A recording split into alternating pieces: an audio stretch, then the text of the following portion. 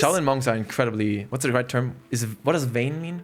Like, Yeah, vain. yeah, they're very vain. They have Just call them aesthetic. no. They care a lot about what type of prayer beads are they wearing, what type of vests on top. Shaolin monks care a lot about their drip. To be honest, I think the Shaolin Temple, if it continues to be run the way it is right now, I think it'll die off in relevancy, and it's already happened. Honestly, I wish I went to the temple and it was just like in the movies.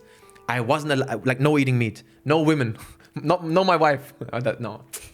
I have to. Oh, Careful. now my wife is more important. Do you want to have a crazy hot take right now and go into more spicy territory? Yes. Let's Do go. you know who you're course. talking to? Yeah, What level of Who am I spice talking to? that I can handle Okay. here? Oh my god. Listen, I Yeah. think I was like, shit. What? This is not what I think it is. I was really scared that he was gonna take me to a brothel, and we go somewhere. We get out of his car, and he never gave me the vibe of somebody who would go to a brothel. I knew he drank a lot, way too much. He had a drinking problem.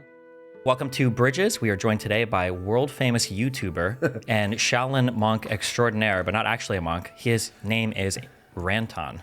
Not That's actually. me. His YouTube What's up? moniker. What's up? Switch. You gotta look at that camera. It's not switching. Okay.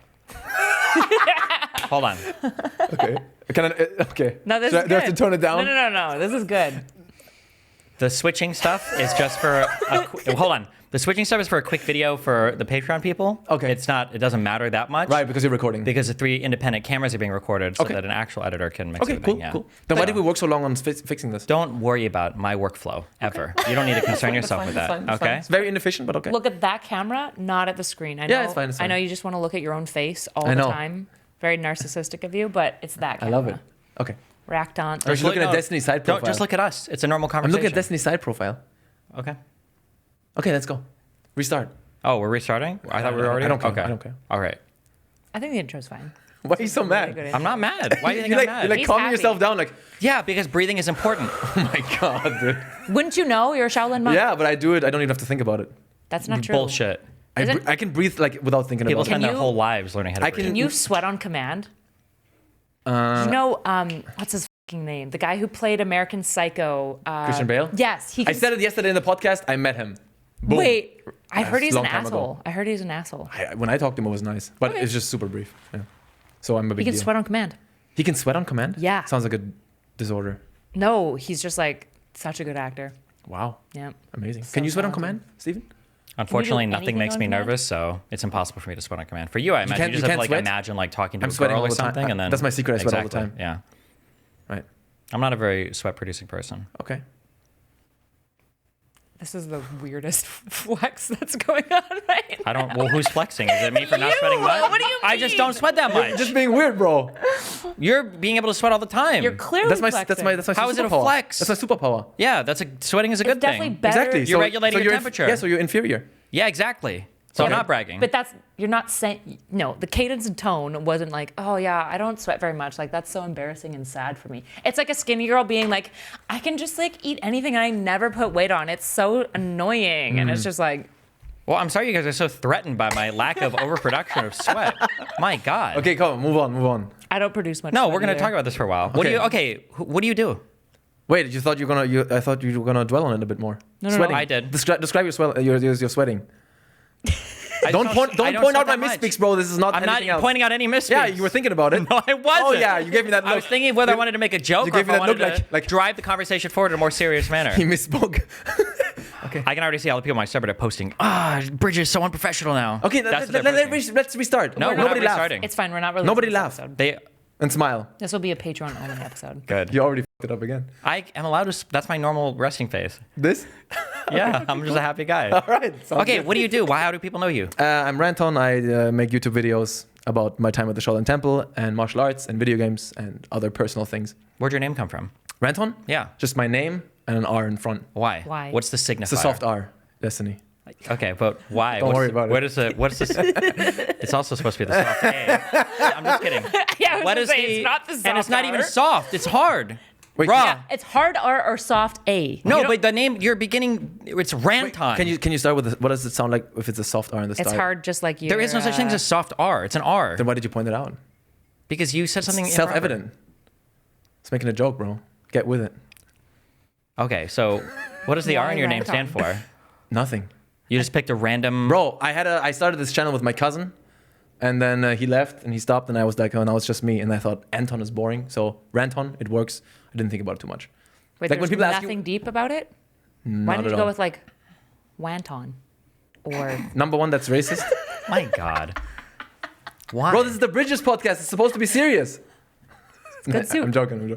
Okay, Ranton actually would be good. I know. Thank you. Okay, it's like No, it wouldn't. I would just call you it's a play on wonton. wonton soup. But that's also it's good. cute. It's not good. It's I think it's cute. very good. Not. Thank you, Okay. Ranton. asshole. Well, Yeah, so Ranton, I think it sounds and looks nice. Ranton. what's the monkey guy? I don't know, a friend of mine did that logo. You have no idea about any of your branding. You don't care about Who anything? gives a fuck? I just fell It's just into a it. name, who cares? He wears white T-shirts every day. Has 20 white T-shirts. He's like Bro, Walmart. Let's go. Steve You Jobs get it? going on over Let's here. f***ing go. Bro, Destiny, let me tell you one thing. What? Clothing is the most unnecessary, retarded bullshit to No, waste your time on. stop, Bro, stop, do you stop, agree? stop. No, stop. Bro, no. You call me on a bad day because I'm like getting real clothes and We've shit. worked and really- Destiny, you need to embrace something. Dude, don't talk to me about embracing Fuck. sweats. No. Are you serious? What do you mean embrace it? You look at your Well, try-harding. yeah, now. What is this try-hard shit? I know. Yeah, so fuck you try-harding Sorry. right now. I am. Okay, I didn't wear my We've worked chain today. so hard on him not being in sweats and a Reject t-shirt. that, bro. Reject No, that. Shut up. Get out. Go back to Reject Germany. it. Go back to Germany. Embrace yourself. Go away. Who gives a fuck about clothing, bro? I'm the same way. Don't listen to him. So like 2 years ago, I told my wife, you know what? Throw out all my shit. Buy me 20 white t-shirts, 20 gray sweatpants. I used to do the same. Dude, if you go upstairs, I still have a drawer full of like 10 of the same black sweatpants and then 10 of the same Who black. are you changing it for? That's so true. What do you It's- think? No. Like, stop even thinking about When it. you go to a Shaolin temple, how many different uniforms do they have? Oh, actually, quite a lot. There you go. And why? Is there significance behind those? Shaolin monks are incredibly. What's the right term? What does vain mean? Like, Yeah, vain. yeah, they're very vain. They have Just call them aesthetic. no. They care a lot about what type of prayer beads are they wearing, what type of vests on top. Shaolin monks care a lot about their drip. People think, oh, they're enlightened monks. They don't care about what they look like. They let go of everything. No, there are a lot of worldly desires going around there. It's very important to them. Not good. Maybe it is good. No. They look good. I mean, depends how you want to look at it. I don't mind. Their concern over drip, the iconic colors and look of the Shaolin monks is probably a large portion of why it becomes like so popularized and is so like standard in modern media. And it's not because they're wearing white T-shirts and Yeah, sweats. but the iconic look of Shaolin is actually the one that's not being worn there at all. The iconic look is the yellow or orange Yeah. shiny robes. They don't wear them. They wear them almost never ever. Very, very seldom. What they wear usually is gray and sometimes blue and sometimes orange. Yeah. But dude, as I was saying, No. bro, No. fuck it. Who are you doing? What are you trying to prove? I realize this. I wake up in the morning, I open my drawer, I'm like, this is already stressing me out. Nobody cares. I'm at home all day working on my shit. Who am I dressing myself for? So Fucking A, just dude. get 20 white t-shirts that are identical that you feel comfortable in, 20 sweatpants, done. And then you never have to think about it again. Embrace it, Destiny. I'll think about it, okay? Do it. Trust me, Well, you I will was there. never go back. I came from there. He's watched me for like 7 years. You know You will that's where I never go was. back to this. Once you do this, you're like, I can't I've believe- already done it. I lived that Look life. at you. Don't say you've done No, it. He did. What do you mean? We've worked for like years on getting him to I always not wear wear sweatpants and a t-shirt t-shirts on and every sweats. event. Why You've never who seen did you me? change it for? Aesthetic Because matters. Who got Oh, it into you're your so head? wrong. Did you It's get it not into your me. It's not me. It's everyone. I started Bro. reading some threads and He I was doesn't like, change oh, his maybe I'm mind gonna for do like anything. colors. And then I was like, oh, okay, let's try it. And Do you wake up in the morning, I'm it's gonna- annoying you? I'm gonna sell no, you, I have everything. It works now. I'm gonna Well, then sell don't you on change it. aesthetic, okay? Okay. Okay, aesthetic does matter. Of course, I mean, it matters. It's just that I don't give a shit. Okay. I regret it. Fair. The main thing is like the way that you perform for others is going to communicate something at all times, whether you like Of it course, or not. I understand. And what so it communicates is you don't especially- play with stupid social norms. Especially if you're Bro, wanting- Destiny. My homie, bro. Let's go. the problem is that in a That was a lot good of sound. industries and social spaces, you have to be willing to cater to social norms to some degree. Ever watched the movie Because- Bruce Almighty? It feels very ODD. Hold on. Actually, you How guys the- are bonding over this because you're Wait, both ODD as how fuck. do- Have you ever watched You're the just movie like, Bruce fuck Almighty? society. We talked about ODD yesterday. How does this work with Bruce Almighty? What? Don't look at me like this, bro. Watch me make it work, bro. That's what I'm waiting for. Watch me make it I'm, work. I'm waiting. Go ahead. Okay, go ahead. Where's Dan? Go ahead. Okay, listen. Where's Dan? You know Bruce Almighty? Dan would get it, So Bruce, okay? you've watched Bruce Almighty? Yes, we've What all is the watched it. message there? What is this phrase that's repeated in that movie? I have no idea. When somebody No. Be the miracle. Be the change you want to see in the world. True. You get it? How I Yeah. connected it? Well, you were like, Bruce Almighty, and now I said it, and you're like, bro, he's a And you genius. just want people to wear t-shirts and sweats. No, I don't care what people wear, to be honest. Okay, so But I am When Bruce Almighty- when Wait, people get around and they care. I am the miracle. Why did you say that? Bottom line, I'm the miracle. Wait, This has nothing to do with aesthetic. You just wanted to say I'm the miracle. I'm that too. I'm the miracle. He's being the watching change he wants to myself in the see. camera. Yes, I When am 10 people stand around and one guy wears sweatpants, there's one guy wearing sweatpants. When 10 guys stand around and 10 people are wearing sweatpants, nobody's wearing sweatpants. No, everyone's They're wearing just- sweatpants, and everyone looks at that group and they're like, ooh, sweaty. I feel like you're saying all the right things, but you got steered in the wrong direction by some. No, I feel like you don't. You weren't a Say fan it. of me. I've lived the sweatpants life more than you could ever hope to. When I watch your stream, I only see the top. And I saw Oh, your you've never seen me do debates or go to events or whatever? You would like always go to just like the top? fancy events and just be in like No, actually, bro. Oh my god. Oh my God, what? sweaty Holy sweats. shit! Get ready for your absolute destruction. Oh, shit. I haven't. I told you this before. I haven't noticed it because I don't look at clothing, bro. That's why I'm next level. If you're wearing sweatpants, only white t-shirts, I wouldn't know because I don't look at it. I don't give a shit. Okay. Yeah. Cool. Yeah, take that. The worst part is I know why you don't care about this, and it's not some based, deep philosophical rejection Exactly. of society. Exactly. But It's that's what I'm saying. Mima. It's just Mima. What's Mima? Yeah, bro. Do you know the story? No, you don't. No, tell me. No, it's a secret. So when I grew up, I was raised by my grandma, and every day in the morning, she would dress me way longer than I want to admit, and I would just wake up and she would dress me for a very long time, bro. Your I don't even- grandma? Yeah. Yeah. So this isn't And so some so I would wake up. crazy Yeah, rejection she- of society. that's why it's- I don't give a f- Rejection It's of just- society. don't No, wanna I do can it. explain your Rejection mindset. of society is cringe as f- If I'm like, I'm edgy, look at me, I don't care about clothing, that is cringe as f- Okay, wait, just I can happen explain. to not I care. can explain. Go. I can explain. It's simple. I can explain. It's these clothes are comfortable. Functionally, they work, and I don't give a f- because the people that would judge me for wearing something different are people I don't give a f- about their opinion anyway. No, that's even too many thoughts. It's like I wake up and I'm tired, and she puts clothes on me, and I didn't look at them, and then I go to school. I don't look at them. I never looked at well, the but mirror. when you're dressing yourself, not when Mima's Bro, dressing you don't want to know how long she dressed me, bro. I don't even. What do you? understand. How could this take so long? You're a guy. What do you mean? Or have you doesn't- always been? Be careful, bro. First of all, girls are way No, more what do you aesthetically mean? minded You mean than how long boys. my grandma dressed Yeah. me? How could? What is she dressing you in? How could it take so long? What's she doing? Your eyebrows? No, no. I don't like getting. waking him I up wake and up. putting a shirt Yes, on I for wake him. up. She's like arms up, and then she puts something on me. She puts How my old were pants on you? me. I can't say. Oh It's my horrible. God! Over 9. 10? Yes. Okay, wait, but then no, wait. How is this taking a long time? What do you mean long time? What are you It's talking not that about? he Long? didn't know how to dress himself. What do you mean long time? She was just she didn't willing dress to do herself it. because I wasn't able to. She just did it, and I didn't question it. Hold on. Am Bro, I? ask your question. I'll answer. What do you not get about this? 12? Oh wait, hold on. Hold I'm on. so 12? sorry. No, Hold no. I'm so sorry. 13. Not even kidding. When you were I'm saying not 100% sure, but something around like 14, 14? I think. Crazy. when you were saying she dressed me wild. for long, you mean like For a long period of time, like years. Ah, okay. I thought you meant like it took her a long time to get you No, dressed. no. Oh, my Jesus. God, I'm so this guy- confused. How the speaking- can it take speaking so long? I do speak English I was gonna say. fluently. I don't know how you were so far behind. At least one of us do here. Yeah, I speak 4 languages. What do you have? You have 4 languages? Autism. Yeah, true. Got him. True. No, I retract that. Don't be mean. You should retry. You should actually go back and fix all of the switching again for the next. No, it's good actually. Yeah. It's good. We're recording is fine. Yeah, But we're anyway, so recording. bottom line is, Yeah. I went to school without ever looking in the mirror. I never looked at what I'm wearing. I didn't even think about it. And then when I was 14, I went to China with my dad. I went clothes shopping and I realized, yo, this shit's fun. Clothes shopping is fun. In China, it's very fun. So I thought, you know what? I'm going to try this clothing thing. And I tried for a while. And then a few years ago, I just realized, I hate this shit. I don't care. I don't go outside. I don't look. When I meet someone, they could turn around. I can talk to you for 1 hour. If the moment you turn around, someone asks me what were you wearing, I don't know. Because I don't look at it. I I do care. the same thing with race. Right. Oh boy, You just ruined the whole flow of conversation, bro. not true. Ask me what race it is. I don't even know. I can't remember. That's epic. Yeah, so that's why. And you should embrace that part of yourself. You also don't care about clothing. Did they teach you that at the Shaolin Temple? No, because they wear nice clothes. So this is your own Yeah, personal. in Shaolin, I had to think about what I wear a lot. For like competition or dances? Performances. I'm sorry. What did you call it? Bro. You said that you do performances. Yeah. Whatever. I'm thinking like. No, it's actually fine. Dances is fine. But no, it's like, but you have to wear the right clothing. You know, not certain colors. Has to look a certain way. A little bit. Not much, but a little bit. Yeah. Does it bother you that people in the West have such crazy ideas about Shaolin or China? I mean, part of the point of the videos that I do is kind of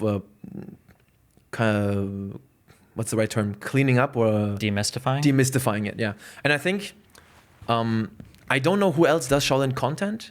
I know some people, but honestly, and in some way this may be even to the detriment of my success, but I don't know anybody who talks about Shaolin in an unfiltered, honest way like I do. Because I do not promote Shaolin.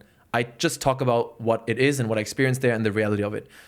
And I think what most people actually want is the opposite of that. They want the sort of, oh, I'm an enlightened Buddhist monk, and oh my God, let me give you some life advice. And I wear prayer beads all around me, and oh, you know what I'm talking about. Sort of the self-help guru type stuff. Yeah.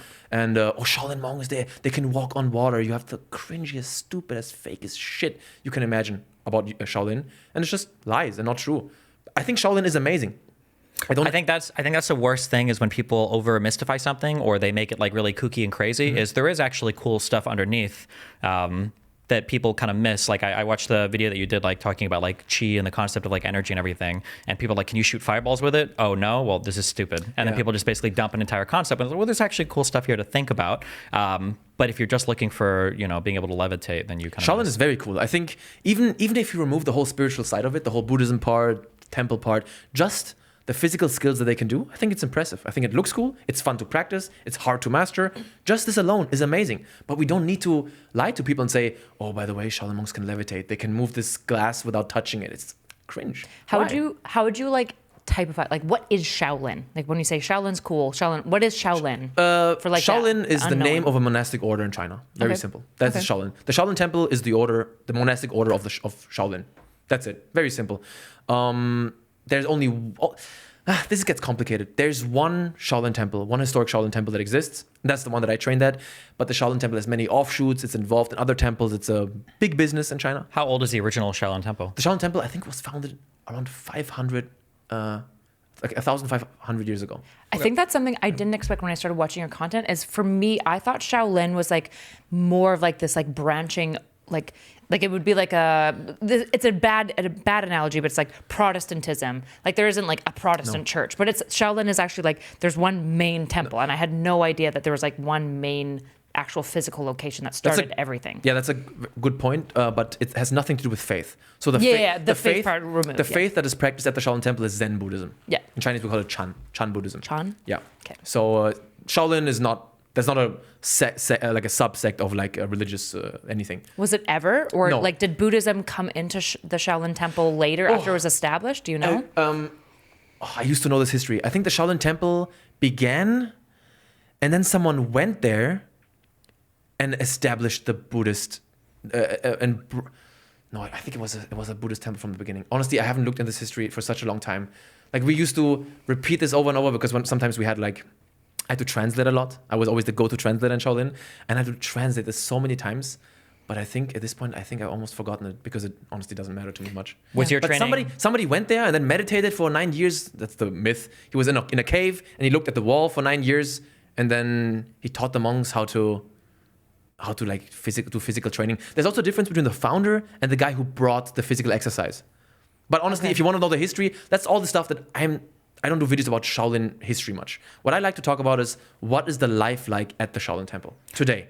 That's what I care about. When you go to the Shaolin temple, how many are like foreigners versus Chinese people? So the Shaolin temple itself is all Chinese people. Okay. So it's all Chinese people, and the Shaolin temple is what they call the Shaolin temple scenic area. That is the whole tourist area. It's very big. I don't know how many tourists they have every year, but it's massive. Probably a few 100,000. And these tourists even can go into the temple. There are areas that are locked off, but they spread everywhere. When you say the temple is Chinese only, is that like by design? Like you have to have some Chinese ethnic background? You speak Chinese, what is the? They have a program for foreigners to train there. Mm-hmm. So at any time throughout the year, maybe except in winter. In winter, people don't visit much. You're gonna have foreigners training at the temple, and they have a lot of exchanges with other Kungfu schools and other Shaolin temple offshoots around the world. So I think if you go to the Shaolin temple, you're almost certainly gonna find some foreigners training there. Yeah, but. Can they train there like long term? Like, because I know you were there for years. If a foreigner comes there to train, could they be there indefinitely, essentially as well? Yeah. I mean, you have to think about you have to pay. Mm-hmm. If you pay, you can stay for as long as you want. What's the yearly cost? Oh, dude, the last time I checked this was when I was there. They charged people $1,000 a month.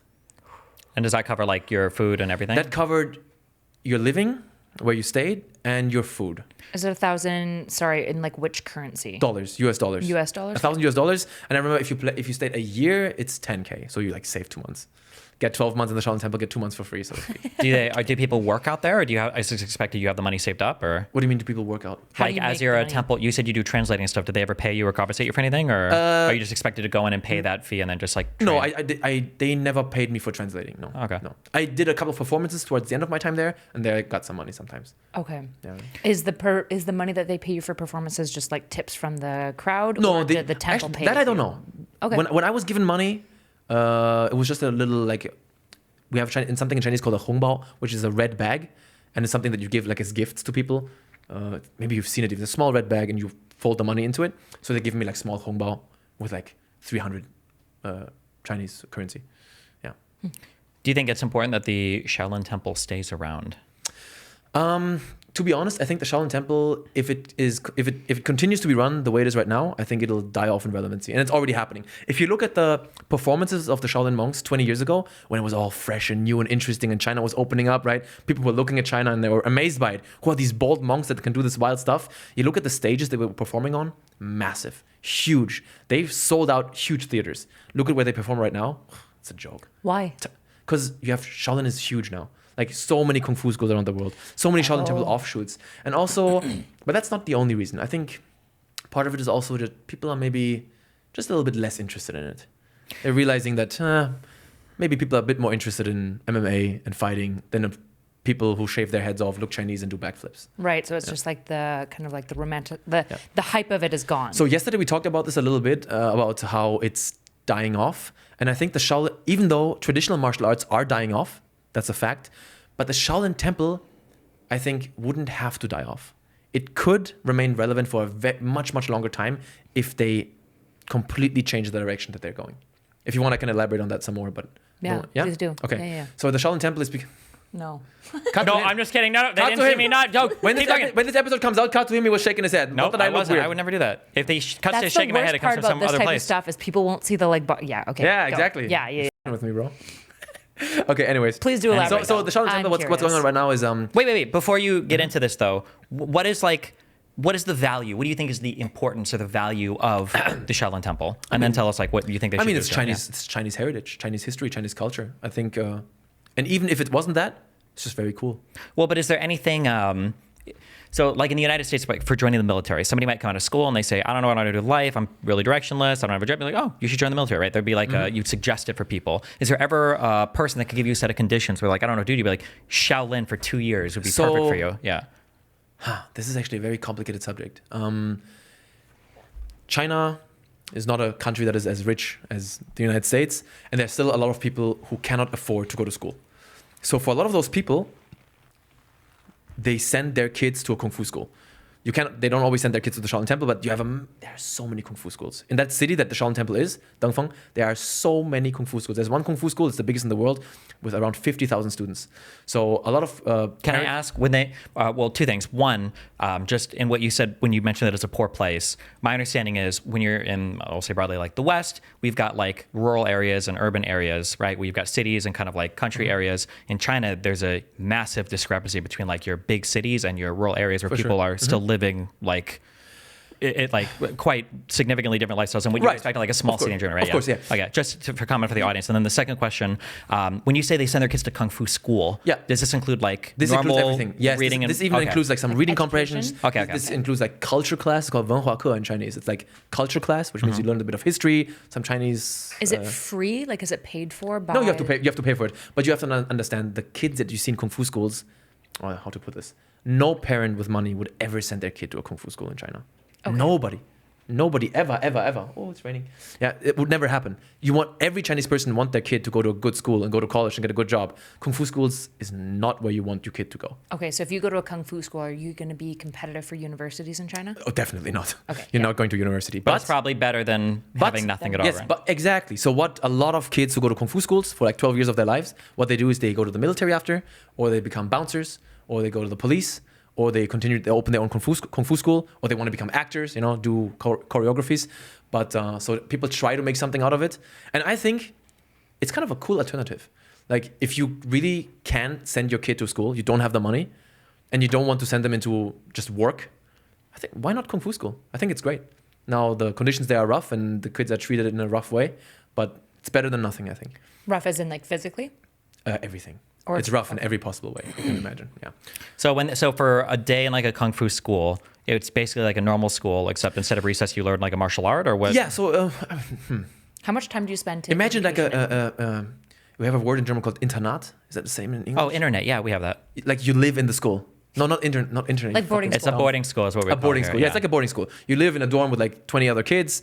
You wake up very early in the morning, running, kung fu, more kung fu, more kung fu, more kung fu, and then maybe in the afternoon 1 hour of like cultural classes. Then maybe in the evening 1 more hour of learning the characters and more kung fu, more kung fu, more kung fu, cooking, cleaning. Oh wow! So it's most of the time is actually dedicated towards like the physical practice of kung fu. In a kung fu school, 100%. Yeah. Okay. And is it built around just physical conditioning, or is there a lot of sparring, or? This really depends on the school. Okay. The question of sparring is complicated because sparring means pressure testing, and you don't need pressure testing for being good at kung fu, for performing, right? A Shaolin monk can do the most beautiful, amazing kung fu form, and he's never sparred in his life. He doesn't need that. So I think it's kind Yeah, I of guess I'm curious because in the United States, martial arts for us is very like extracurricular. Like it's the thing you do for fun, and then usually, hopefully, you either do your whatever you need to test for belts, or you like do your competitions, your fighting competitions. But for the kung fu here, it's basically just physical conditioning for what you're talking about. yeah. Right? You have to think about there's no extra curriculum. Yeah. there. It's just that's your life. That's your life. You have nothing else. But what was I saying in the beginning? What did we start with? I want to say something about the temple. Oh, so I asked you why it was important because you're talking about preserving it, but I'm curious, like, why should we care? So yeah, then go ahead. we're talking about preserving it. Yeah, and you were talking about how they could change How something. it's maybe. Yes, how they could change the direction. direction is So going I on. think if the temple, like imagine this, so the Shaolin Temple is very interested in sort of perpetuating Chinese culture. That's what they want. Bro, you can go to, I'm a Shaolin disciple. When people hear this, they think, oh, so cool, she's a Shaolin disciple, it's so official. And I have even a Buddhist passport where it has my Buddhist name on it. And I had to do is it called an oath? I got a ceremony with the abbot where I had to repeat after him this Buddhist, I think it's called an oath. Is that a word? Basically, yeah. An Take your oath, yeah. And you think it's so cool and it's so epic. And to me, it means a lot because I was there for 3 years and I had a very deep connection to that place. So for me, it meant a lot. But then it means a lot for me, you could go there tomorrow, go to the temple, pay the money, and they'll make you a disciple. So in a way, it doesn't mean jack shit. It doesn't mean nothing. They Is sell there it. like an elevate? Are there belts or any kind of ranking? No. Oh, they actually There's are. gotta be something, They yeah. actually are now. They have introduced that recently, but I'm not part of the sort of temple community anymore, so I don't know much about this. But so how the temple could change direction if it actually embraced being a Buddhist place of worship again. Like if they close down the Shaolin Temple scenic area, remove all tourists from going there, remove all foreign students. I know it would even suck for people like me, right? I benefited from the temple opening up. If it was what it was supposed to be, I would have never had the chance. So I understand it's a little bit hypocritical, but I'm just, being honest about it. And if they closed down and they were a remote temple and focused again on Buddhist teachings, because the warrior monks don't learn Buddhism at all, none, almost zero. And if they did that, then the Shaolin Temple would always remain this sort of mystical place. So while traditional martial arts become increasingly irrelevant, the Shaolin Temple would retain this image of, they have these bold monks in China somewhere in the forest and nobody can go there. It's remote. Maybe there's a big fence around it. The government says, hey, you can't go there. These are monks. And every once in a while you would see them and there's like secret footage of them doing their stuff. Then I think the Shaolin Temple would remain relevant. Like the pandas. What pandas, bro? Because there's very few of them. They're kept in secret areas, and when they see them, it's a really big deal. And Yeah, but you have pandas in zoos and shit. We'll be like, we don't have pandas here, right? Aren't there like 14 Yeah, pandas in the world? Wait, what? Aren't pandas like almost dead because they stopped? No. Cut this out. Don't cut it out. What No, so do you get what I'm saying? No. So I understand what you're saying. I imagine the challenge, the balance is going to be you can have a thing that's like super secret and crazy or whatever, but if nobody really knows about it at all, or if there's no way for them to make money, then how do they fund it? Right, but imagine this: if the temple was this sort of secret place, tourists can't go, Or anything. mystical. But then the government could promote it in a much more effective way. They make a documentary maybe every once in a while and show the place, and then the place would also be more genuine. People would actually be Buddhists there. week-long festivals you could sell. stuff like Yeah, that. and stuff like this. And maybe once a year tourists can go, and then you see these crazy acrobatics. And then even though that wouldn't change the fact that Kung Fu would become less relevant to people, but the Shaolin Temple could retain relevancy. It would always be this place that people would think about, wow, Shaolin, I've heard about this. I've seen the footage. I've seen the stuff. It's so amazing. But they're not doing this. They're going the complete opposite route of opening everything, more business, more money, getting more people in. And I think they're destroying it. Why should anyone care about it? What do you mean? Nobody has to care about anything. Tell me, like, what is the? Well, you went there for 3 years. Yeah. I would hope, or I would think you took something. There's something that you left there feeling like, I'm glad that I experienced this because of whatever reason. Well, to be honest, the best thing that came out of my time at the temple, I always say, what? It's your wife. Yeah, so? What's your problem, bro? That's lame. Women are How's it temporary. lame? Women are temporary. Shaolin is forever, okay? Focus on the temple experience, okay? No, I will say it right now. The best thing that happened to me in my whole life is that I met my wife at the temple. There's nothing you can do about that. Now bro. there's a bunch of incels going there to try to hit on the women. Great. Is now there you a just lot of ruined women it. that do? Not like, a lot, but every once in a while, yeah. Are you? So women are allowed to do? Yeah, Shaolin you could go there and okay. train at the temple. Okay. No problem. Okay. Yeah. Like there's no gender or anything. Was she? No. Was she training your wife? Yeah, she was training too. And so that's the best that I took out of it. But to be honest, you know, when this whole thing started, I didn't go to the temple because I thought, oh, Kung Fu, so cool. I want to learn it. Without going into the whole story, but I was kind of lost. I didn't know what to do. I didn't want to go back to uni. I didn't want to work. So I was, fuck it. I want to go somewhere where I can just be by myself, alone, and I can train physically. And my dad had this connection, so we thought, let's go. And then I stayed there ended up for 3 years, yeah. Did the temple experience, if you said you felt lost, do you feel like it helped you find meaning? No, Interesting. not at all. So you still feel lost? So after the while I Shaolin was temple? there, I wasn't lost because you're so busy. It's really like a bubble. You're like in this Shaolin bubble. You're training every day. There's a lot of relationships you got to handle and like the internal politics, and there's always something to do. That's why, in a way, that does give you meaning, right? Because while you're busy, you're not thinking about meaning. While you're busy, you're busy. Yeah. You're happy. And I was very happy there overall. And but then when I went back to Germany, even though I already left with the plan of starting a YouTube channel because it didn't work out, 2017 was like the worst year of my life. YouTube didn't work out. Didn't want to go to uni. Shaolin was done. I completely lost again. What was your proudest accomplishment of the Shaolin Temple stuff? Like by the time you were leaving, what's like the thing like, yeah, I'm so happy I did this, yeah. That's a great question, man. Like my proudest accomplishment, I would say, is there were guys that came from the Lufthansa magazine. You know Lufthansa? It's like an airline. Yeah, airline. A German airline, a very big Okay, German okay. airline. You've seen them 100%. And they have like these journalists that came to the temple, and that was in, I think, my second year or my third year. And they were German and I was German. I happened to be the only German guy at that point. And then they did a whole title story about me. And I still have like 5 versions of the Lufthansa magazine that is in every Lufthansa plane where I'm the title story and it's like my picture on it. And that was Were you ever in a plane where you were on the magazine in the plane? No, I think this magazine also shut down. The magazine doesn't exist anymore, I think. Oh, okay. A few years later. Like I sent a mail to the journalist who ran this thing, and he's like, "Oh, do you still have this?" And he's like, "I don't work there anymore. It's gone."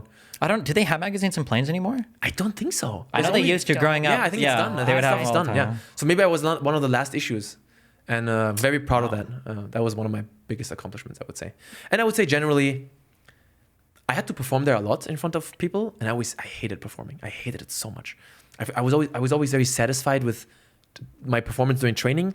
But then, you know, you do the performance in front of people, everyone's watching you, and oh my God, your master's watching you, and it makes me very nervous, and I almost threw up once after a performance. So it's like intimidation. It's scary. It makes me very nervous, you know? And, but still, I'm overall very proud that I did it. I did perform a lot, and that's cool. Performances, how many people are in a performance with you? How many people are performing? Yeah. Like when you're doing like, what would you call a performance? You not a dance, but is it like a routine, like a move, like a, what do you call it? How can I explain this? Is it like Cirque du Soleil where you've got like different people kind of rotating? You laugh, but honestly, yeah, kind of. Imagine like you go to a theater. Yeah. There's a stage. Sometimes it's not a stage. Sometimes it's the opposite. Like you are on the sort of concrete floor, and there's stairs that go up, and the abbot is sitting there, and other high-level guests are sitting there, and then they're looking sort of down on you a little bit. And then there's people gathered all around, and you're performing in the middle there.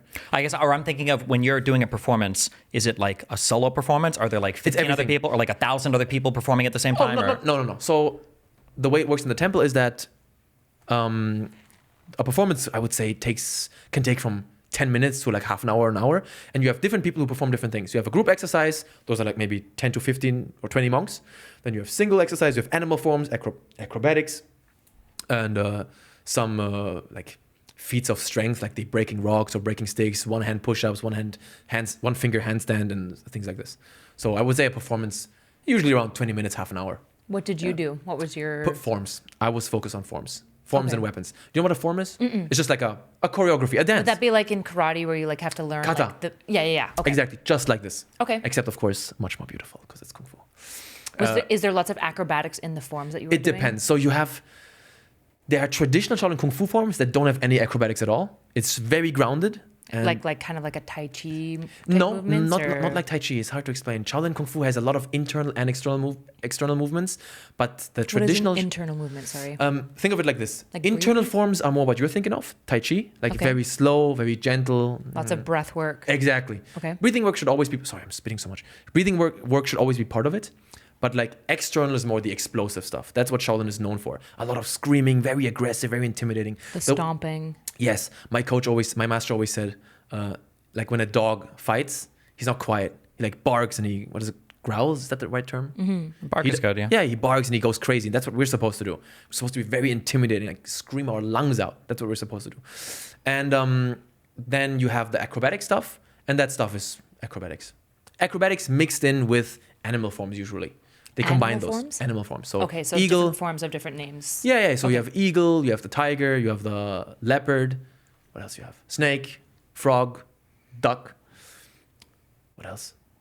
What's your favorite? Praying mantis. That's what I learned. I Okay. learned praying mantis, and I learned a tiny bit of eagle. How long does it take to do the praying mantis form? Like, is it like a 30-second? Oh, you mean how long the form takes? Yeah. So when you're doing a form, like when I'm trying to picture it, is it like a 2-minute, very intense physical exercise type thing, or what should I? I be think picturing? a form is very intense physically, but I would say an acrobatic form, or any form, even a traditional form, is maybe half a minute to a minute long. Okay. Yeah. You reach, like in a form, you reach these checkpoints where you take a sort of pose. Even in Shaolin, they call it pose. They use the English word like, bah, you do this, blah, blah, blah, blah, and then pose. Continue the next one, pose. Depending how long you pose, right? The form is longer, but it's usually like half a minute to 1.5 minutes. Okay. Yeah. Interesting. But it's crazy exhausting. You do one form on a performance level, you're done for the day. Okay. It's exaggerated, but it's Just because extreme. it's so intense. And It you're is focused. so exhausting. The screaming you have to do, the stomping you have to do. My God. Okay. It's really hard. And then you did weapons as well. You said. Weapons as well. Yeah. Okay, all of them, because I know, like, I could be wrong. There's like they've got staffs and they've got like the swingy thingy. Yeah. The swingy thing. You know, I think that's the official name actually. So my weapon was the weapon that everyone has to learn is the staff. Okay. The stick, sort of the iconic Shaolin weapon. Yeah. It's the staff. But the weapon that I learned after is it's called 九节鞭 in Chinese. It's a 9-section, what's in English? 9-section whip? 9-section staff. It's a whip. It's a chain whip in English. The swingy thingy. It could be a chain whip. A very loud When you sound. say swingy chingy, are you talking about nunchucks? No. Not nunchucks. It's like it's got like I think a blade on one side. It's got a small pointy thing at the end Yeah. and like a flag, and that's what makes a sound. Yes. So you do very fast around the neck and everything. That is so I what I'm learned talking this, about. and I learned a sword. Yes. And that's called what? Sorry, the swingy thingy is actually called. The swingy thing is called a 九节鞭. Yes. Yeah. And a sword. Okay. Cool. So these are the ones that I learned, but I don't think I ever performed my weapons. I only performed traditional forms and sometimes acrobatics, I think. Okay. Yeah. And then how do they select who performs what? Your master tells you what to. Oh, your master just tells you. Okay. You do this, done. Okay. No discussion. I always hated. I told you like I hated performing. Was there politics about like who gets selected? Like was there like I can imagine if you've got this a good big group question. of people that like is there like the animal form guys are like everyone's like, oh man, those guys are like cringe and losers and like the worst. Whereas like the weapons guys are really cool. Like is there kind of these factions that emerge? That's really fun. So there's internal politics in the temple a lot between different groups, and they have like the warrior monks have different levels. Okay. There's the international show team. These are like the highest level guys. Then you have sort of the medium group and the young ones.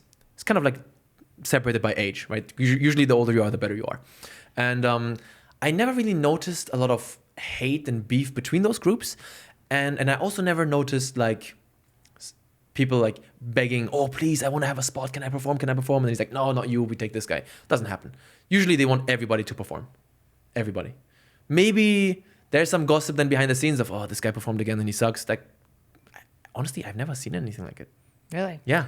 What is I've the never general seen- attitude like of a person? First of all, how many people are training there or are occupying that place at any point in time? Not tourist people, but people that are actively training. So, I forgot to mention this before. The Shaolin Temple is divided into actual monks and warrior monks. Some people don't know this. So the actual monks, those have to take part in the ceremonies.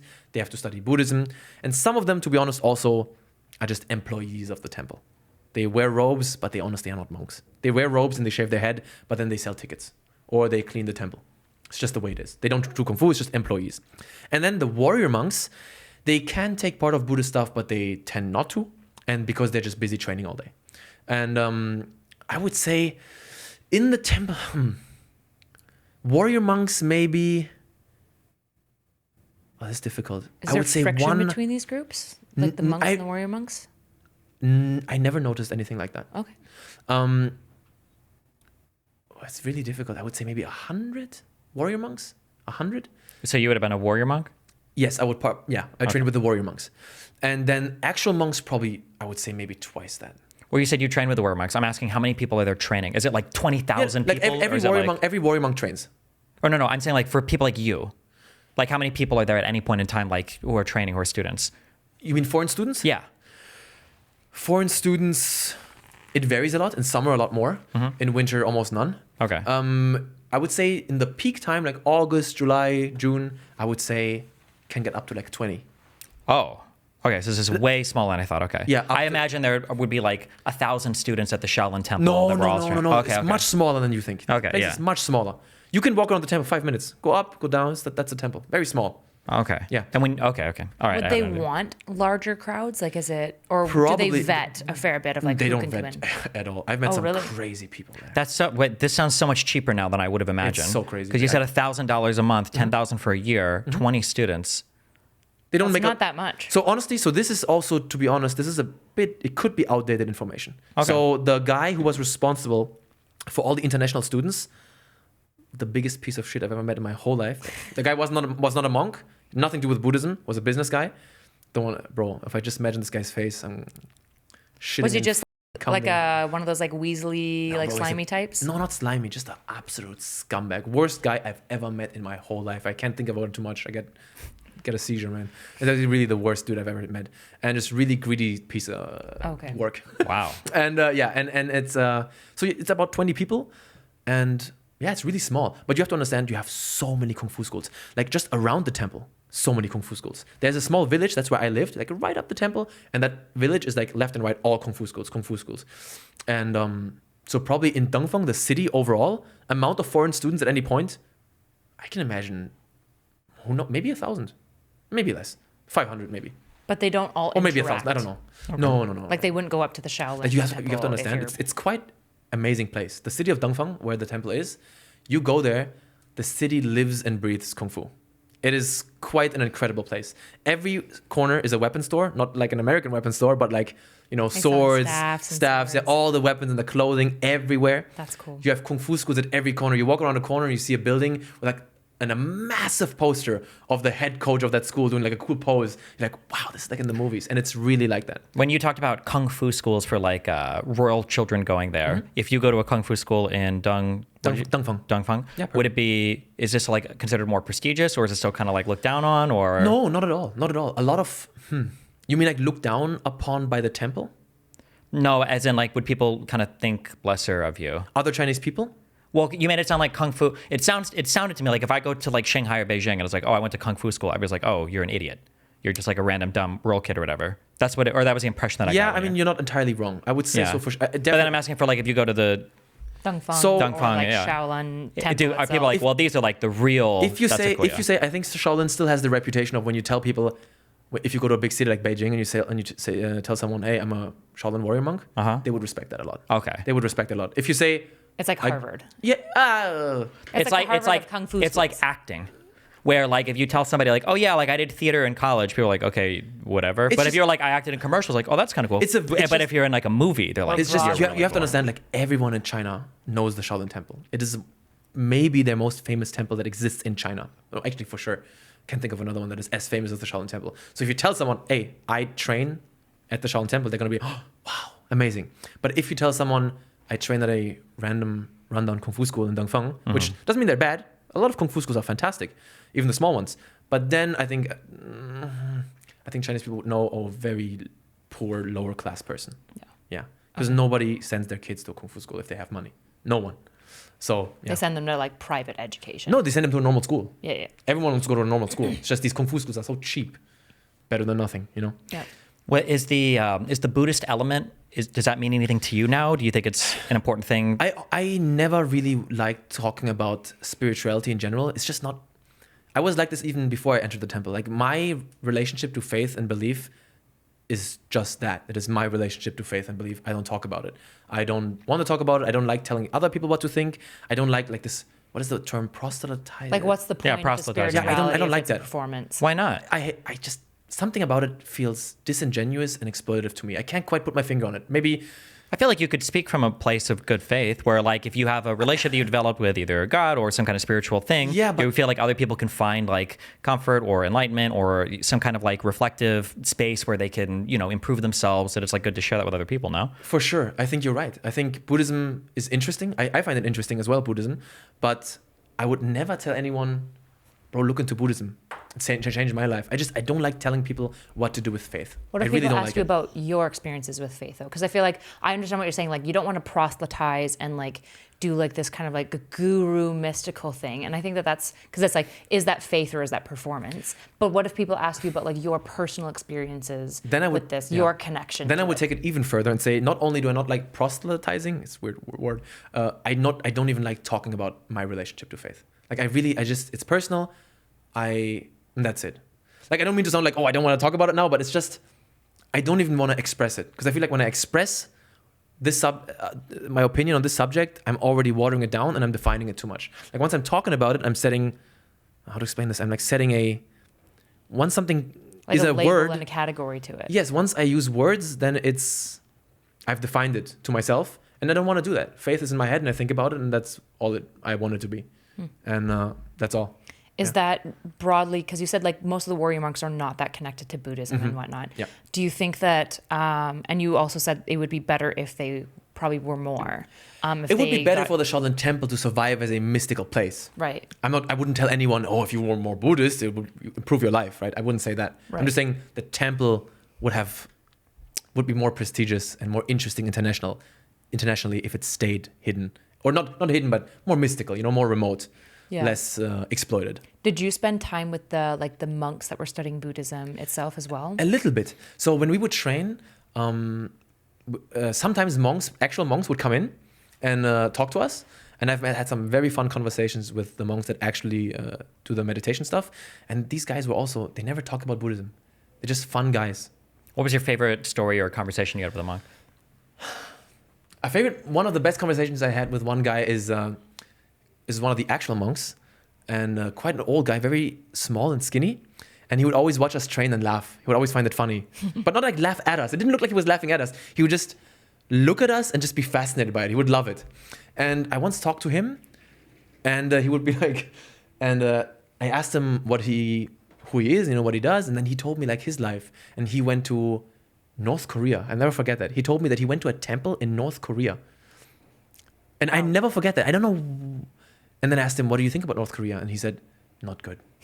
He said, not good. He didn't like it. It's very poor. Yeah. I'll never forget this interaction I had with one monk.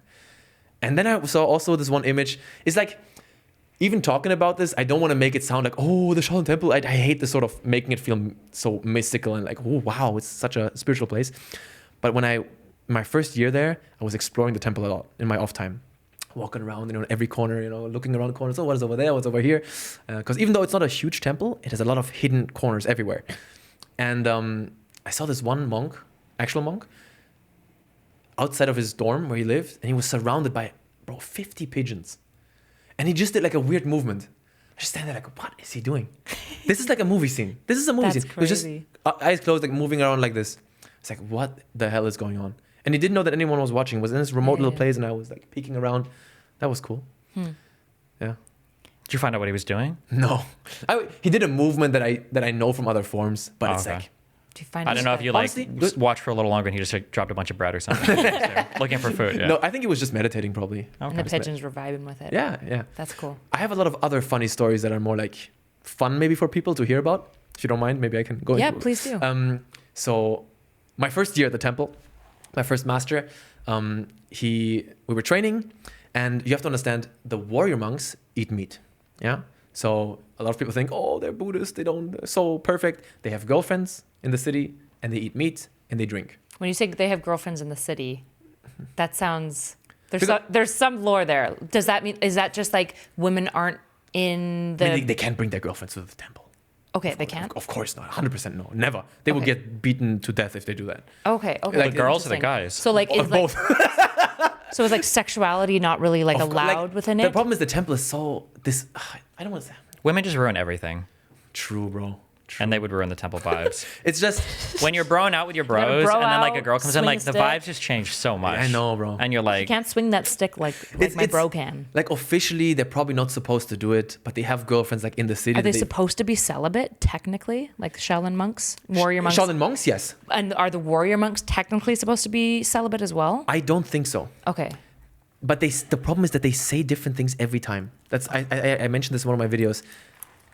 They always change the rules. And I think honestly that they don't have rules. They just make shit up as they go. Because a lot of them don't know anything about Buddhism. So they have like girlfriends in the temple, they drink alcohol in the girlfriends in the city, they drink alcohol in the city, they go play League of Legends in like internet cafes.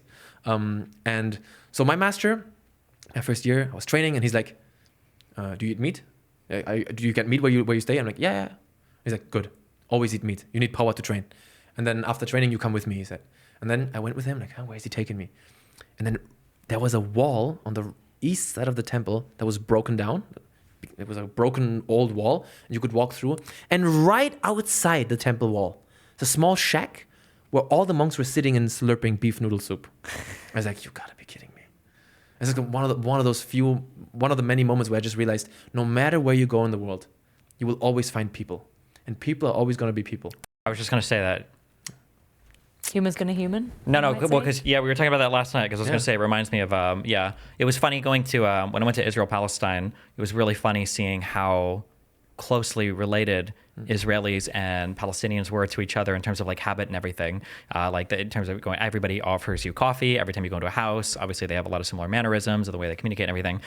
It's interesting to see that so many people that are so close together can like hate each other so much or like exaggerate differences so much, and then But there's things that people just kind of do everywhere. Or you talk to people, you see how like husbands and wives interact, or young men and young women interact. You see things like, oh, okay, yeah. What I get a lot, it's a bit of a different subject, but it's related, is when people look at my YouTube videos like, oh, they find my Shaolin content first. Like, oh, this guy, Shaolin disciple, so cool. Wow, he's so maybe insightful about the subject. And then they watch my other videos and like, this guy's cursing. This guy is doing this and that. That's not how a Shaolin monk behaves. That's not Shaolin. That's not blah, blah. And some people get they reject me and then they don't like what I do anymore because they have this idealized complete fantasy of what a Shaolin monk is. That is just not reality. I guess it's kind of funny. It's completely made up and fake. It plays into what you want it to be, though, right? Because you want it to be like mystical and crazy and like everybody coming. Yeah, in a way, right. Yeah. I would love if the Shaolin Temple was more like that. You're right, exactly. But the Shaolin Temple isn't. But you hate the hypocrisy or like the fakeness of it. It's just people.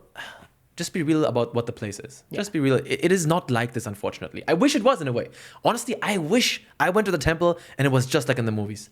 I wasn't like no eating meat, no women, no my wife. No, I have to. Careful. Now my wife is more important. But sometimes I wish that it was more like this. But it's just not. It's not. People have to realize it's not. But they prefer then to watch their fantasies about it. Right. Another funny moment was that same master took me to the city. And I'd already heard about certain brothels in Dangfang. I even knew where they were.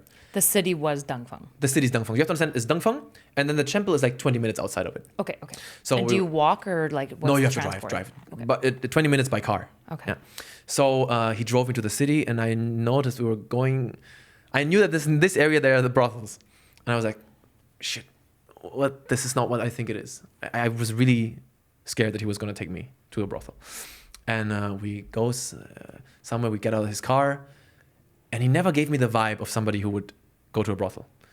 I knew he drank a lot, way too much. He had a drinking problem, my first master. But and then we walk into this area, like through like a thing. I'm like, I have to leave. I have to tell him I can't do this. And then we walk in, and the moment I step in, I see like at least 50 to 100 computers, and I see monks everywhere playing League of Legends. Yeah, like internet cafe. These are the guys inting my bot lanes. Yeah. Every single. All You were junglers. playing against them, bro. Every one of them is a jungler. And then I saw that and I was like, huh. First, obviously, a sigh of relief. I played a couple of rounds of League of Legends with him. I sucked because it was all in Chinese and I couldn't handle it. But yeah, it's crazy. It's everywhere you go, people are people. Yeah. And that's not going to change. It's always going to be like that. I think you've mentioned before that you were in China for 6 months before you did Shaolin.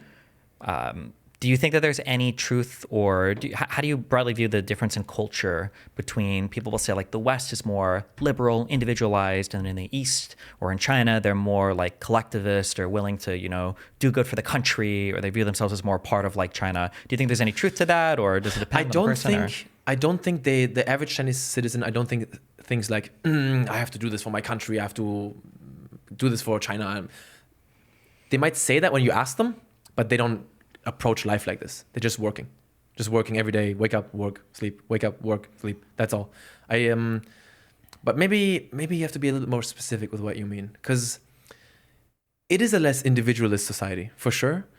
But I'm thinking of the ways in which this expresses itself. Yeah, how does that play out? So I'm curious, what do they think about the fact that they have like a one-party political system? Like, does anybody ever say like, we need Western democracy, I want multiple political parties, or forget it. Do they just not care, or are they like, I actually really like the fact that we have our one leadership, that they can do everything on their own? There's no questioning it. It's just that's how it is. Okay. That is how it is, and that's how it's going to be. And it's the Communist Party of China.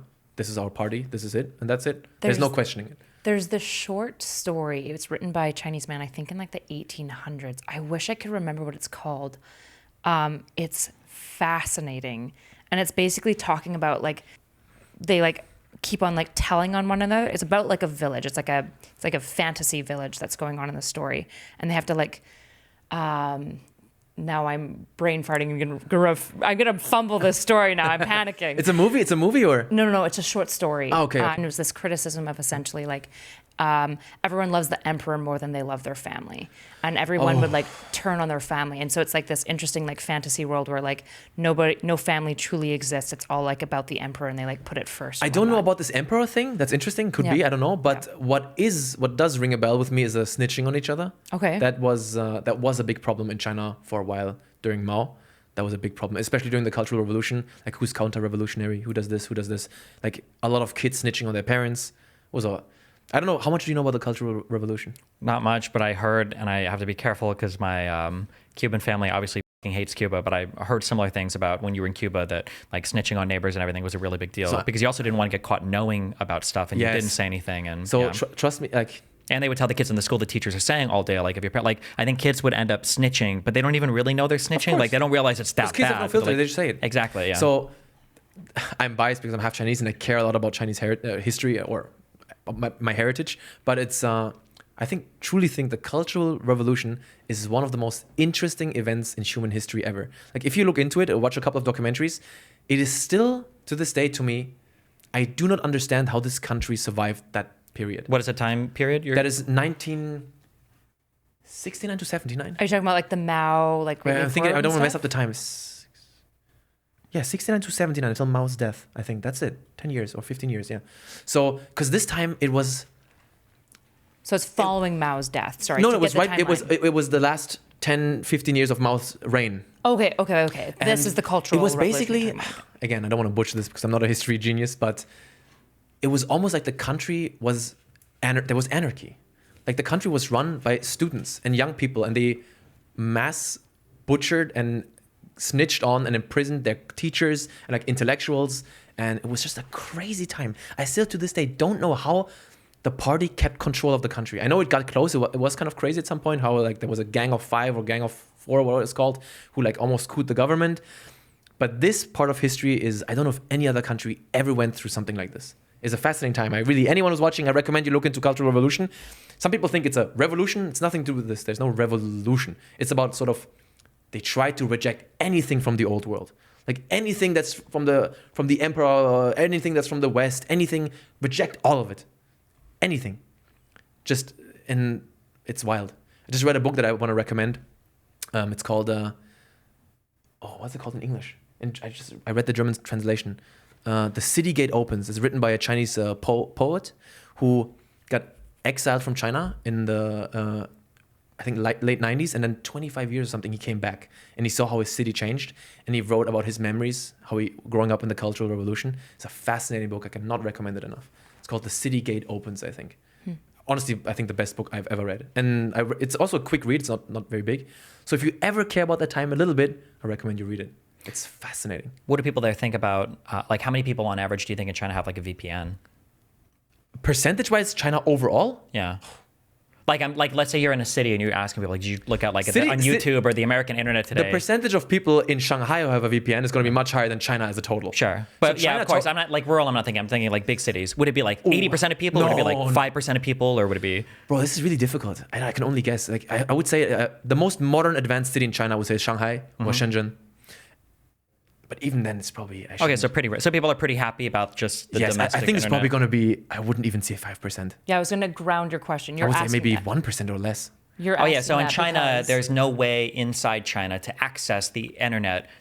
We call it the West colloquially, the Great Firewall of China. But there's no way to make any connections to any kind of server or anything external, the country of China itself. So some people in China will download a VPN that will allow them to. This would be a good time to plug a VPN sponsor if we had one. Yeah. We don't.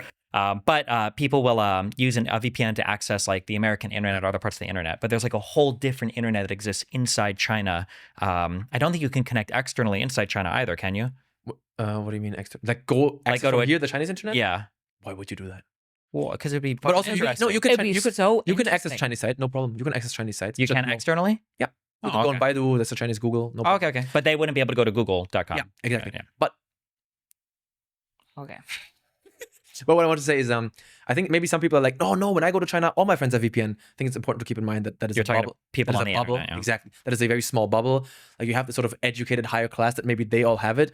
But when you think of big cities, you have to keep in mind that the overwhelming majority are like workers and normal middle and lower class people, and they don't have VPN. What you just said about like not accessing the external internet, being okay with like single party rule, not thinking much about it. You're saying that these would be like, I can't think of any huge differences, but like in the United States at least, these would be like massive. I People would be wouldn't say mad. that I wouldn't even go so far as to say they're okay with it. It's just not even a thought. Okay. It's just this is it. That's it. Okay. It's not even, you don't even think about it. I think actually recently, because China, but even that is like, I think more of a bubble, sort of elite bubble thing. But China has not been going so well the past few years. And there seems to be, from what I hear, some more struggles right now. And some people are getting increasingly unhappy with the leadership. And, but yeah, there are limited ways to express that, of course. Do you know why? Like, what's the growing? I think a lot of it has to do with negative economic policy. As always, what people care about the most is economic policy. Fiscal freedom, yeah. If they, not just freedom, they can just tell, is the country, do they have more money in their pockets at the end of the year or a month or not? Yeah. And that's what I they mean, just like- feel like when they have less, people are angry.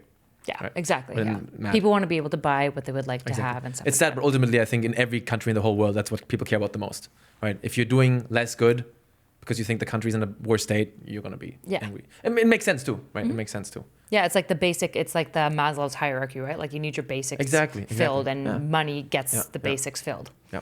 Yeah, that makes total sense. Yeah. I'm super curious because you live in both. Well, you live in Germany, but obviously you're very exposed and immersed within like Chinese culture and stuff. Obviously, the politics between those two countries is totally different. Germany and China have a very good relationship. Yes, but politically very, very different. Of course. What is it like, kind of like going between? Like, do you see how the politics shapes the kind of like social culture? Like, how do you see the effects of this? This is so difficult. I would have to reply with the same thing I told Destiny. Yeah, can you be more specific? Like, because it's very hard to like just grab something random. It's too general. Sure. Okay. Don't want to put you on the spot. I'm so sorry. Yeah, when you hear like German people, for example, let's say talking about how they engage with the people that they elect, the people that they think about for electoralism, when they talk about maybe national politics and policy and stuff, they're probably going to be common tones and stuff that emerge. For example, like my understanding is Germans are very like direct a lot of the time. Yeah, I would say so. Whereas like Chinese people, I don't know. I have no idea. Is there? I guess so. For instance, you said like that they don't think about like the single party stuff much. Do they talk about politics at all, or complain, or care about politics? Also, or? I have to very clear. I'm not born and raised in China. Yeah. Right. So You totally in your life you spent like 3.5, 4 years. I spent there, right? like I would say total amount of time spent in China in my life, maybe 4 years. Okay. So You could have just agreed with me. I said 3.5 or 4 years. no, 4 years, bro. 4 years. Get it right. You said well, now you just like, said are about they 4 years. Now you're passive saying, okay. and indirect 4 when they years, talk about okay. politics? So Do they talk about policy at all? In Shaolin, it never came. It came up twice, ever. So there's one dude that was running the place where I lived. There's an old man with his wife, and I once asked him because I just thought I asked like, what do you think about Jiang Zemin, which is a prime minister, which is the president of China, not just before the one right now, but two before. And then he was like, oh, actually, I don't even remember what he said, but he answered, and he's like, this guy good, and then this guy not so good. He did reply. He did have something to say. And then there was a Shaolin warrior monk who told me that he didn't like democracy. He told me, I don't know how we got to it, but he told me like, we were going on like, oh, and I said, in my country, we have something called democracy. And he's like, oh, it's not good. It's not good. That's, I think, the only 2 times anything politics related ever came up. Do Germans talk about politics a lot more often? Yeah, all the time. Because like one thing being we bitch and whine Canadian, about politics every day. so being Canadian and coming to America, it's been very different specifically in like politics in America comes up constantly, all the time. I would Whereas say in Canada, it comes up like some of the time, but it's really not a big priority. the best thing would be if my dad was right here right now, because he's like born and raised in China, so he could give a much better answer. Or like if you're like really in like Chinese community, how much it comes up. I would be interested in that too. My guess is not much at all. That's my guess, unless in certain sort of more elite circles that think about sort of the direction the country's taken in. But most Chinese people are not thinking about that type of stuff. On a personal level, do you get a lot of pressure or pushback from Chinese fans that want you to represent the country either in a more positive way or in a more negative way, or does I don't think ever once in my life, and even if they did, I wouldn't give a shit. Like, Okay. I don't care. I do what I want to do on my channel. Yeah, I don't think, probably, maybe, but I've never seen it. No. Okay. I know that there are some, I think it came up with, I know it comes up with Jackie Chan a lot. There might be other famous actors where they have views of China, the country, and some people are mad because they're too supportive, especially when issues regarding like Taiwan or Hong Kong come up. People are like, oh, why do you simp so hard for the government and other, But I don't know if there's a lot of pressure. No, never noticed anything. The only pressure that exists is the pressure that I put on myself, right? Because I have family in China and I want to be able to visit China. So just knowing that, I know that I want to be a bit more careful with what I say. But pressure from outside, not at all. It's like, Is a social credit score, is that a real thing? dude, I wonder the same thing sometimes. Okay. I don't know 100%. I don't know 100%. Okay, when you say you don't know, there's something is making you reconsider. So why? I have a good friend in China, like I would say one of the closest friend I have in China who lives in Beijing, and I asked him this too, and even he has a kid in China. He's born and raised. He's complete authentic Chinese, not like me, not a halfsy, and even he doesn't fully know. What's the social credit score? It's this idea. Well, in the most ridiculous forms, people in the West have said, I've seen YouTube videos where people say like, every time you are polite to somebody, you get a boost in your social credit. Every time you're rude, you get like a negative, and That's you won't get rid of. Yeah, and then people say like, the government can track it. What is that And then I've heard TV other show, people, like Black Mirror or whatever? kind of, yeah. But I've heard other people say that there is some kind of like country accounting for like if you miss like a dinner reservation, you might not be allowed to make a reservation at like another restaurant for like 6 months or something. I don't know how true. But do you want to have a crazy hot take right now and go into more spicy territory? Yes. Let's Do go. you know who you're talking to? What level of Who am I spice talking to? that I can handle here? Oh my God. Listen, I think, so first of all, I don't know if the social credit system, the extent of it, I don't know what it is. But I think a social credit system isn't bad on its own. A social credit system is only bad if a dictatorship implements it to adjust things to their liking. So for example, it's like, imagine we wouldn't have prisons in the world. And then the first country decided to build prisons. Everyone would be like, that's so fucked up. How can they build prisons? Imprison people, that's so wrong. But no, a prison on its own is not a bad thing. And I think a social credit system on its own, if wielded by sort of a liberal progressive democracy, wouldn't be a bad thing, I think. Depends. Wow. Yeah. Wow, that is a spicy take. Yeah, I think hard disagree. But I think throwing trash away should lower your score. I agree 1,000,000%. I think littering. I think she should have the death penalty. So if you don't throw so trash away, I'm to be very sort of I'm crazy hardcore when it comes to like littering or being a bother in public. Things that are fucking up, like people that leave carts out and in Yes, grocery so stores. I People think- that littering, I think, is one of the few things where like you should So- get. You're right. They should have guards Exactly. actually posted. I think if you litter, it should lower your score and make your life worse. And I like agree. and make your life worse and you pay more for like anything. I think government karma, basically. Yes, exactly. I like that. And I think if it's transparent, everyone knows what the system is. Everyone has a card where they can access their social credit. And if the country itself, the government it's accountable, you have separations of power, all that, checks and balances, I don't think a social credit system is that bad. I just And no one would force you to use it. If you want to let people in with a social credit score of 600, Exactly, go for it. exactly. Yeah. And a party could run and say we want to abolish it, and then you can vote for them, and then they abolish it. So It's funny that people sometimes will.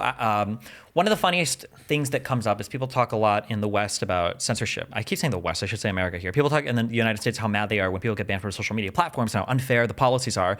But every time they go to make another platform, I think it very much reinforces that like 99% of the people that get banned are banned for good reason. And it's why every time you make like a platform for banned people, they're the worst, most horrible, degenerate, terrible places on the fucking internet. But also, just to make it clear, I'm not in favor of a social credit system like, oh, if you didn't smile, you get this penalty. I'm really talking about things that are just make the country worse, like littering. It's something that nobody has to do. Littering triggers the shit out of me. I hate it. I want to give people like 10,000 euro fines if they litter, and they can pay it off for the rest of their lives. There's just no reason for a human being to do it. Or like screaming in public.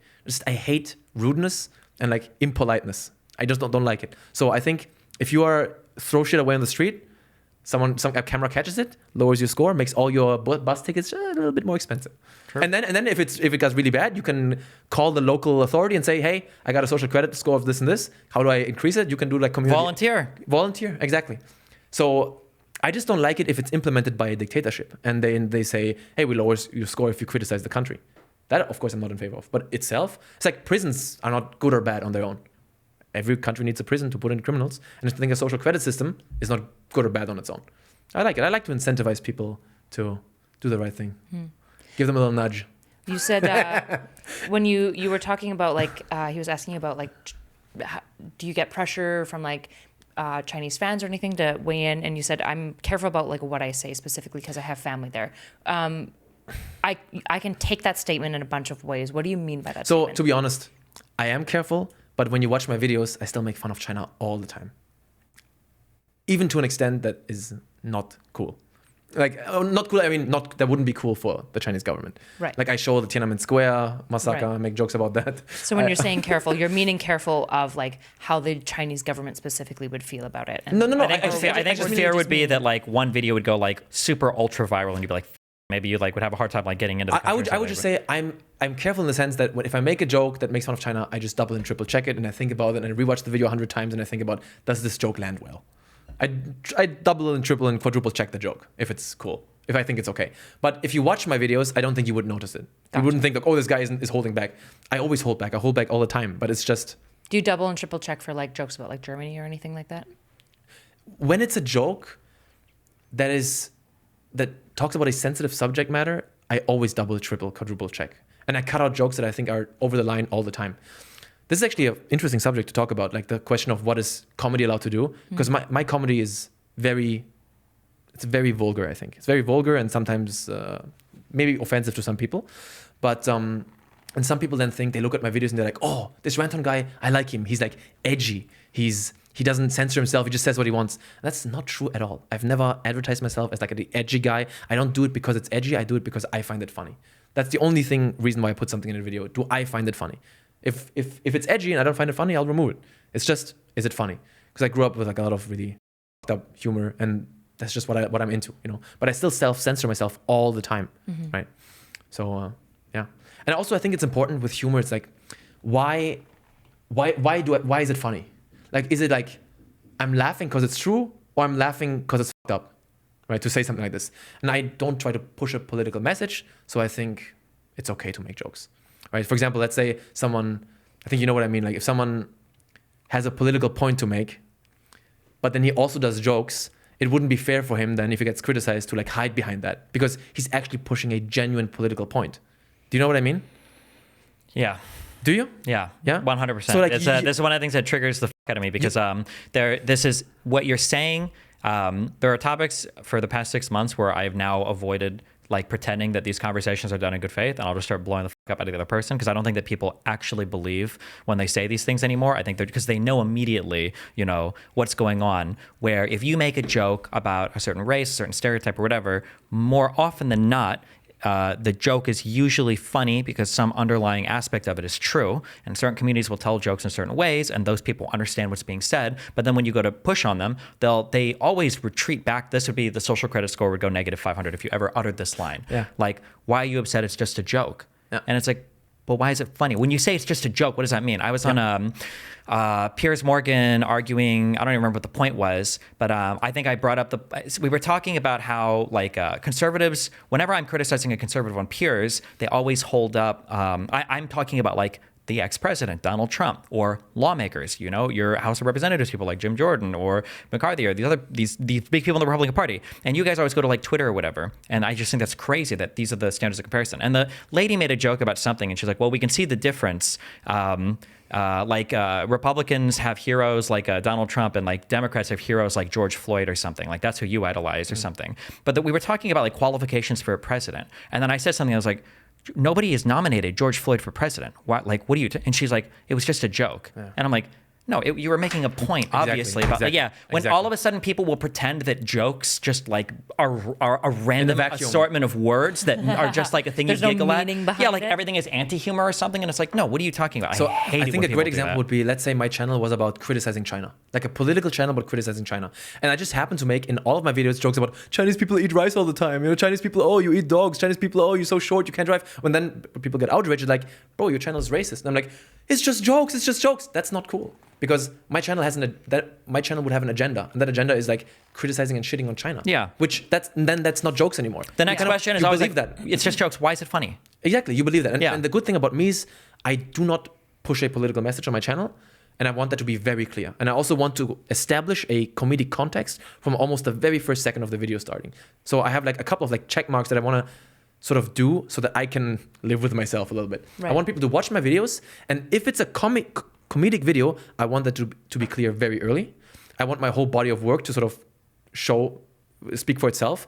And if I make jokes, it's clear that there's no political underlying message that's being pushed. Or like malice behind it. Exactly. Like if you, like when people like really hate like LGBTQ people and then constantly make jokes about them, like, well, I'm just joking, like, yeah, but you also like really hate these Exactly. people. You're using those jokes to perpetuate that point. And this is what I don't want to do. And also, one thing. There's a second level. Just on that, when you're using the jokes to make the point, the people in the audience might hear it a certain way too, and you know that. Yeah, exactly. And also, another reason why I feel like I'm more confident in making fun of China is like, my channel is also a huge celebration of Chinese culture. Mm-hmm. So I think I love Shaolin Kungfu.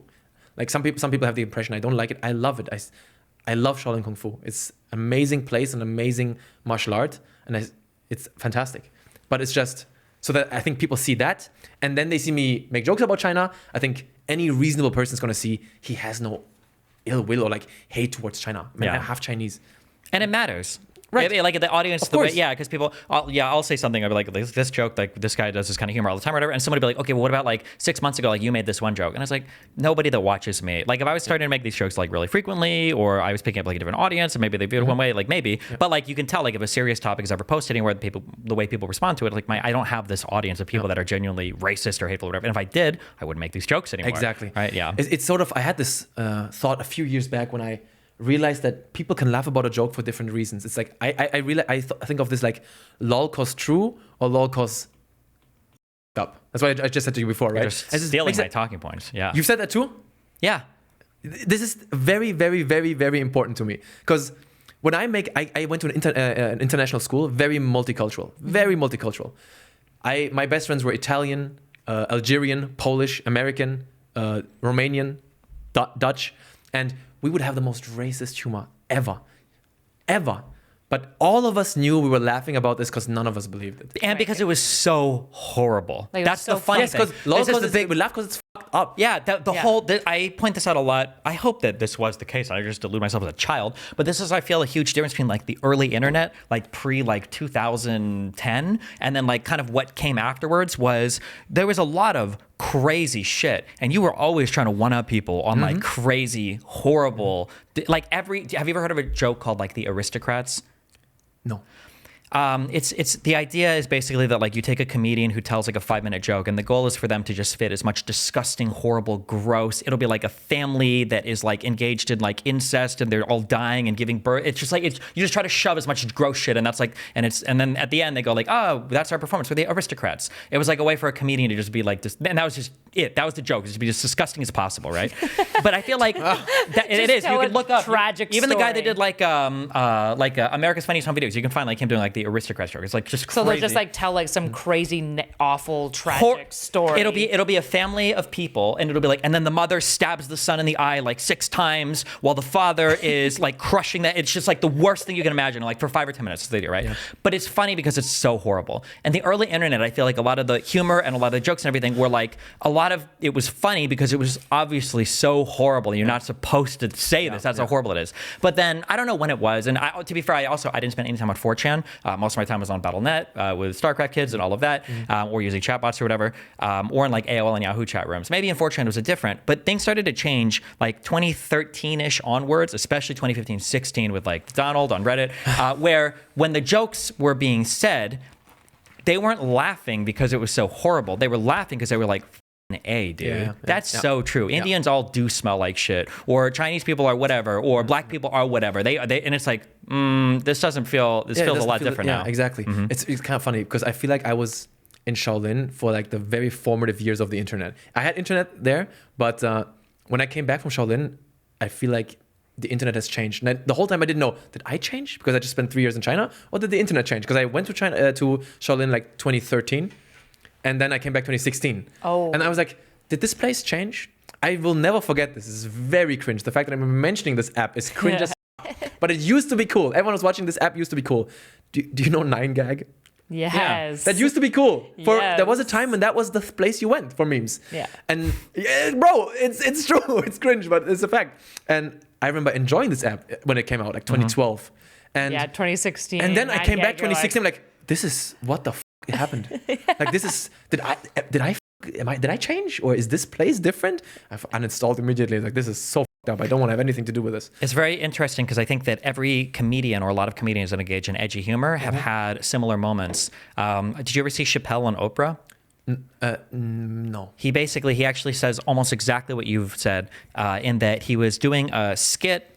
I don't remember what it was. It was a racial skit about black people or whatever. And he said that as they were shooting the skit, he said that the way that he said it was there was a white guy that was like a grip. He was working camera or whatever. There was a white guy and he laughed, and he got a type of laugh that he didn't want to get. When he heard the way the guy was laughing, he became very uncomfortable. Maybe I doing do know this. The rest of the skit, maybe, yeah. But Like he felt an attention in his laugh that was like he didn't laugh for the right reasons. Like he's exactly. yeah, Yes, true. exactly. Yeah. Yeah. And then and after Chappelle had heard that, now he was starting to second guess a lot of the humor he was doing. The same thing happened with you're familiar with Chris Rock? I know who he is. One of his like really famous skits was the black people versus N-words or whatever. Do you know what I'm talking about? Maybe I know it. I'm the #1 stand-up comedy hater. We can talk about Okay, well, yeah, but I mean, basically, it was a big joke about how, like, I do a drive-by from here to Brooklyn if they let me, because he hated, black. He hated N-words. Okay, that's how he said it. Yeah, but he loved black people, and it was just like the joke between like basically like ghetto black people versus like ordinary like citizen black people. But he said that afterwards he wasn't sure how he felt about doing that skit, or maybe he even regrets it now because now he feels like a lot of white people or racist people have co-opted that skit, and they're like, yeah, I see, like even he knows. And I feel like this is, and it's very frustrating when I see these dipshits online act like there's like, oh, it's just a joke, like, or they say things like, I can't help what the audience thinks. Yeah, And I'm like, so this is so bullshit. You all know this is so bullshit. Like everybody comes to this realization like very early in their internet career or like real life career, whatever. That I've done really fucked up jokes, and I always thought that I've taken videos down because I thought I re-looked at a video. I'm like, this part that's not okay. I took a lot of videos down. I think in total, I haven't taken a video down of mine in a very long time, but I think almost all of my old stuff is gone. Really? Because I just look at it and I'm like, this is not presented well. This joke is not funny. How do you vet it? How do you vet the jokes? It's very simple. I just look at it and then I laugh or I don't. If I laugh, I know it's stupid, right? Because I feel like when I make a video, the only measure I have is myself. I can't take anyone else. Do you find this funny? I have to find it funny. Yeah. And when I edit and I laugh my ass off, I know it's good. But then I rewatched older videos and I saw some jokes. I'm like, this is not good. I like my editing was not good. And I look at it and I thought, no, not cool. Take it down, cut it out. It's not cool. But yeah, it's a difficult subject. This comedy stuff is very hard. I think about that a lot. It's super tricky. It's super tricky. And I feel like there's such polarizing. Obviously, like I'm very far outside of the comedy like space and whatnot. But I feel like I've heard a lot of comedians kind of be like, you can joke about anything. And I feel like that statement is probably true in the way that that person is saying it potentially, but also a very, very risky statement. Yeah. I love that you just said this. Is comedy allowed to do everything? I actually wrote this down on my notes as one of the subjects that I would love to talk about. So it's perfect that we arrived here. And that's the question of comedy is fascinating to me. So is comedy, are you allowed to joke about anything? My answer to that would be yes, but, and I think this is very important, a lot of people miss this, no one has to find you funny. Nobody has to laugh about you. Just because you did a joke, it's like, let's say you make a racist joke. Chinese people are this and this and this. Nobody laughs. You're like, oh, why are you offended? Oh, is this a safe? You guys are triggered, blah, blah. It's like, nobody has to find you funny. Nobody has to laugh about you. I would go even further and say, people are even allowed to point out that you suck. And they can express that with, hate. I think they should be free to do that. People, if you make a joke that you think is racy and funny, you can do that. I think you're free to do that. Just as people who you made a joke about can tell you, you suck and it was unfunny and you're trash and you're retarded and I hate you. Both is fair game. And I don't think you should have a right, or I don't think it makes sense then to, as a comedian, say, oh my God, what's this world coming to? Oh my God, you can't say anything anymore. You can say it, but they can say it too. They can say that you suck and you're not funny, right? So it goes both ways a little bit. Yeah. You said it was hard. I feel like a lot of these things, they're not hard. People are just like playing games and they know deep down that what they're saying is absolute bullshit.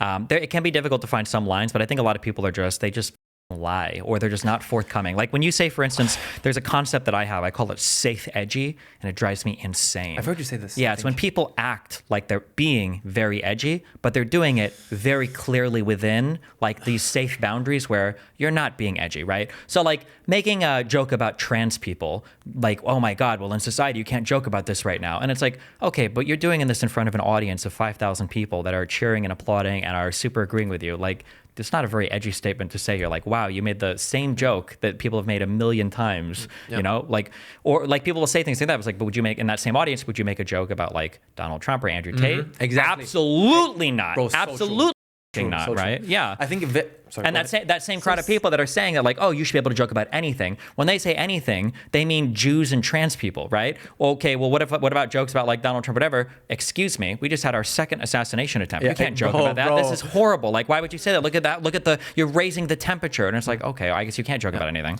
I think one reason why people, I think you see this a lot as well, is like there's this repeated talking point of people saying, you can't joke about anything anymore, right? You hear this all the time.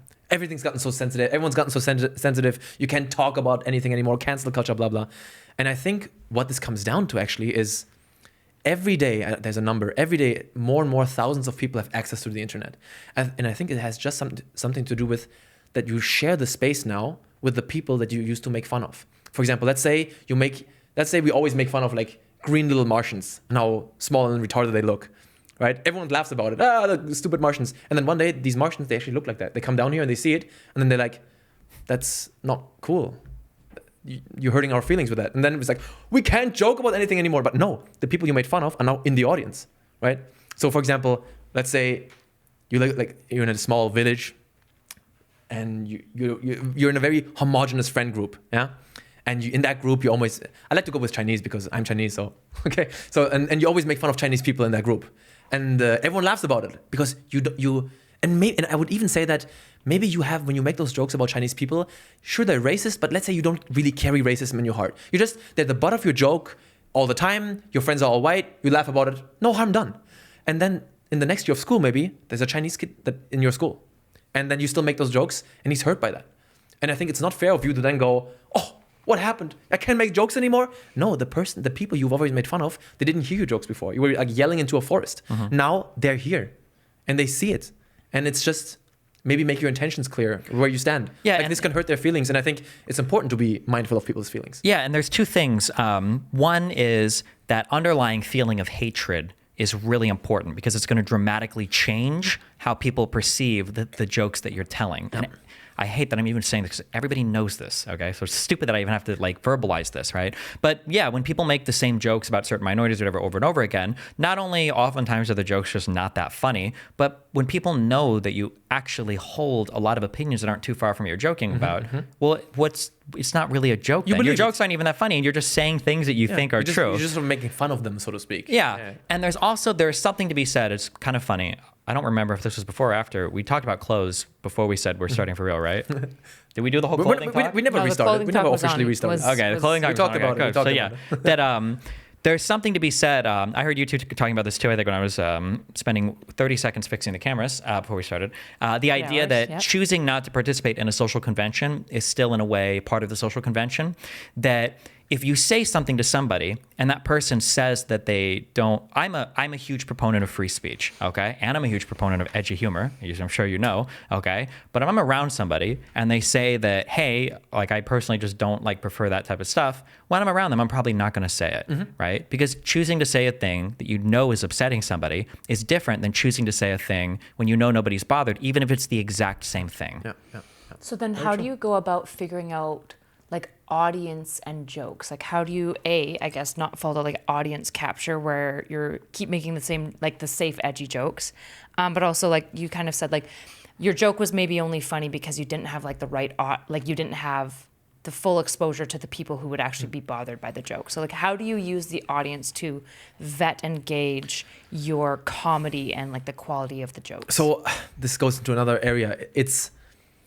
This maybe doesn't sound very nice, but I have to say that I really make my videos kind of very independent of my audience. Like it sounds kind of mean, and I don't mean to make it sound mean, but I do not care what my audience thinks about my videos, so to speak. Of course, obviously I care because it's my job and I have to make money and the videos have to get views and it's important that they like them, right? If nobody watches them, I have a problem. I can't pay my bills. But when I make my video, the only thing this video has to meet is that I find it funny. That's the only thing. I don't ever let anyone tell me how they want my videos to be. If tomorrow my next video, I get 50,000 comments by Chinese people that they find this offensive, I'm reactant, just like you. I will make this joke 10 more times. Like I do not let anyone tell me what I can and cannot joke about. I just have to trust myself. This is the only thing I can do is trust myself when I write my reviews, when I film it, when I edit it, that I find it funny. And I know it sounds horrible, but it's just, it sounds almost arrogant, but I have to like say, am I racist? You know what I mean? Yeah. Like, why am I laughing about this? Why I guess the question would be, I have to trust myself. I have to trust myself in why I'm laughing about this in this moment. And I look at my video 1,000 times over and I'm like, why am I laughing? Why am I laughing? Why is this funny? And if it's funny, if I like it, if I don't feel if it's offensive, then it's good. But also, to be very honest, just like what I said before, if someone watches my videos and they're offended by something I said, it's their right. I would never say anything like, oh my God, I can't joke about anything anymore just because maybe some people think it's offensive. They have the right to be offended by it. They even have the right to express that. They even have a right to express that very angrily. And I have a right to not give a shit about it. You know what I mean? This makes me think of what you were talking about, like how when people are like, oh, it's just a joke, like people, like, how do you know? You're like, it's simple. It is simple because it's just introspection. But I feel like, I wonder if you guys both have like survivor bias to some degree, where like the introspection required to understand where things like fall on the social dial of like, this is okay, we're laughing because it's fucked up, versus we're laughing now just because it's true, we're just mocking a group of people. So I tried to differentiate this when I said that there is a difficulty in figuring out the exact thing, but the concept itself is not hard. What I mean to say, to be more clear on that, is the frustrating thing is, so you shape your audience, okay? The difficult part might be finding the line at what's too far, what's not too far. What's not difficult is knowing that you shape the audience. And people pretend that that's the difficult part. They're like, well, I can't impact I don't know what they do. I can't help anybody take that. People will say stupid shit like that. And I'm like, you absolutely know how the audience is taking this. You absolutely know the impact you have on them. The difficult part might be delineating like the exact type of influence. Yeah, that might be difficult. But knowing that you're having an impact is you're lying. But also, to be honest, I think you're much more engaged with your audience than me because you're a streamer. I stream also, but my stream audience is tiny. So my YouTube audience, like what I said before, I do not care what they say about the videos. Like, I make them so I have to find this video funny and good and entertaining and valuable. It has to be exactly my vision, and when I'm proud of that video, I will upload it, and that's it. They can hate it, they can like it. I hope they like it so I can make money, but it has to be exactly what I want this video to be. How are you not worried that you get ever veered too far off where you're like, this was not good. I needed more feedback here or something. Yeah, so like an example, right? I do a lot of edgy humor, I do whatever. There are people when I'm around them, there are certain areas that even if I can think of a really funny joke, I'm probably never touching this area. If I'm around a woman and even if something comes up and it's a funny joke, I'm never making like a joke about like weight or age. I know not to do that, right? That's a bit different. That's interpersonal interactions. Sure, but I'm just saying there could be like a thing like that where maybe for a long time I do it and I think it's funny, and maybe I've even got a few people around me that laugh along with it, but then I realize maybe 10 or 15 years later or a couple years later, I'm like, fuck, these were like these hit way harder than I ever wanted them to, and I hate that I let it go on for that long. I think the good thing is right now we're just talking about edgy humor, and even though you're probably going to find edgy humor in my videos, it does exist.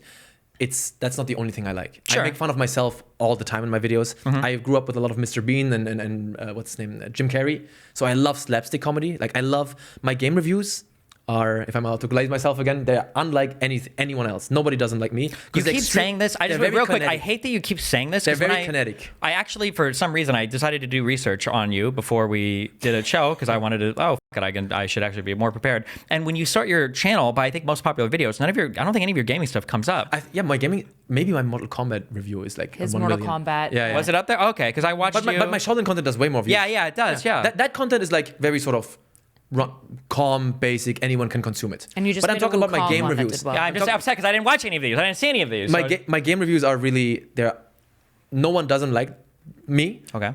Which doesn't mean that they're good. A lot of people don't like them. They're unique, right? I love them. I think they're amazing. That's why I do them that way. But I love that my videos are very kinetic. I want them to be very physical. Because I stand in my room and my wife is filming me. I'm not sitting down. I'm not doing the microphone and the green screen. I move around my room and it's incredibly active. And I love slapstick comedy. I think it's just funny. I love sketches. We fall down, something burns, something breaks.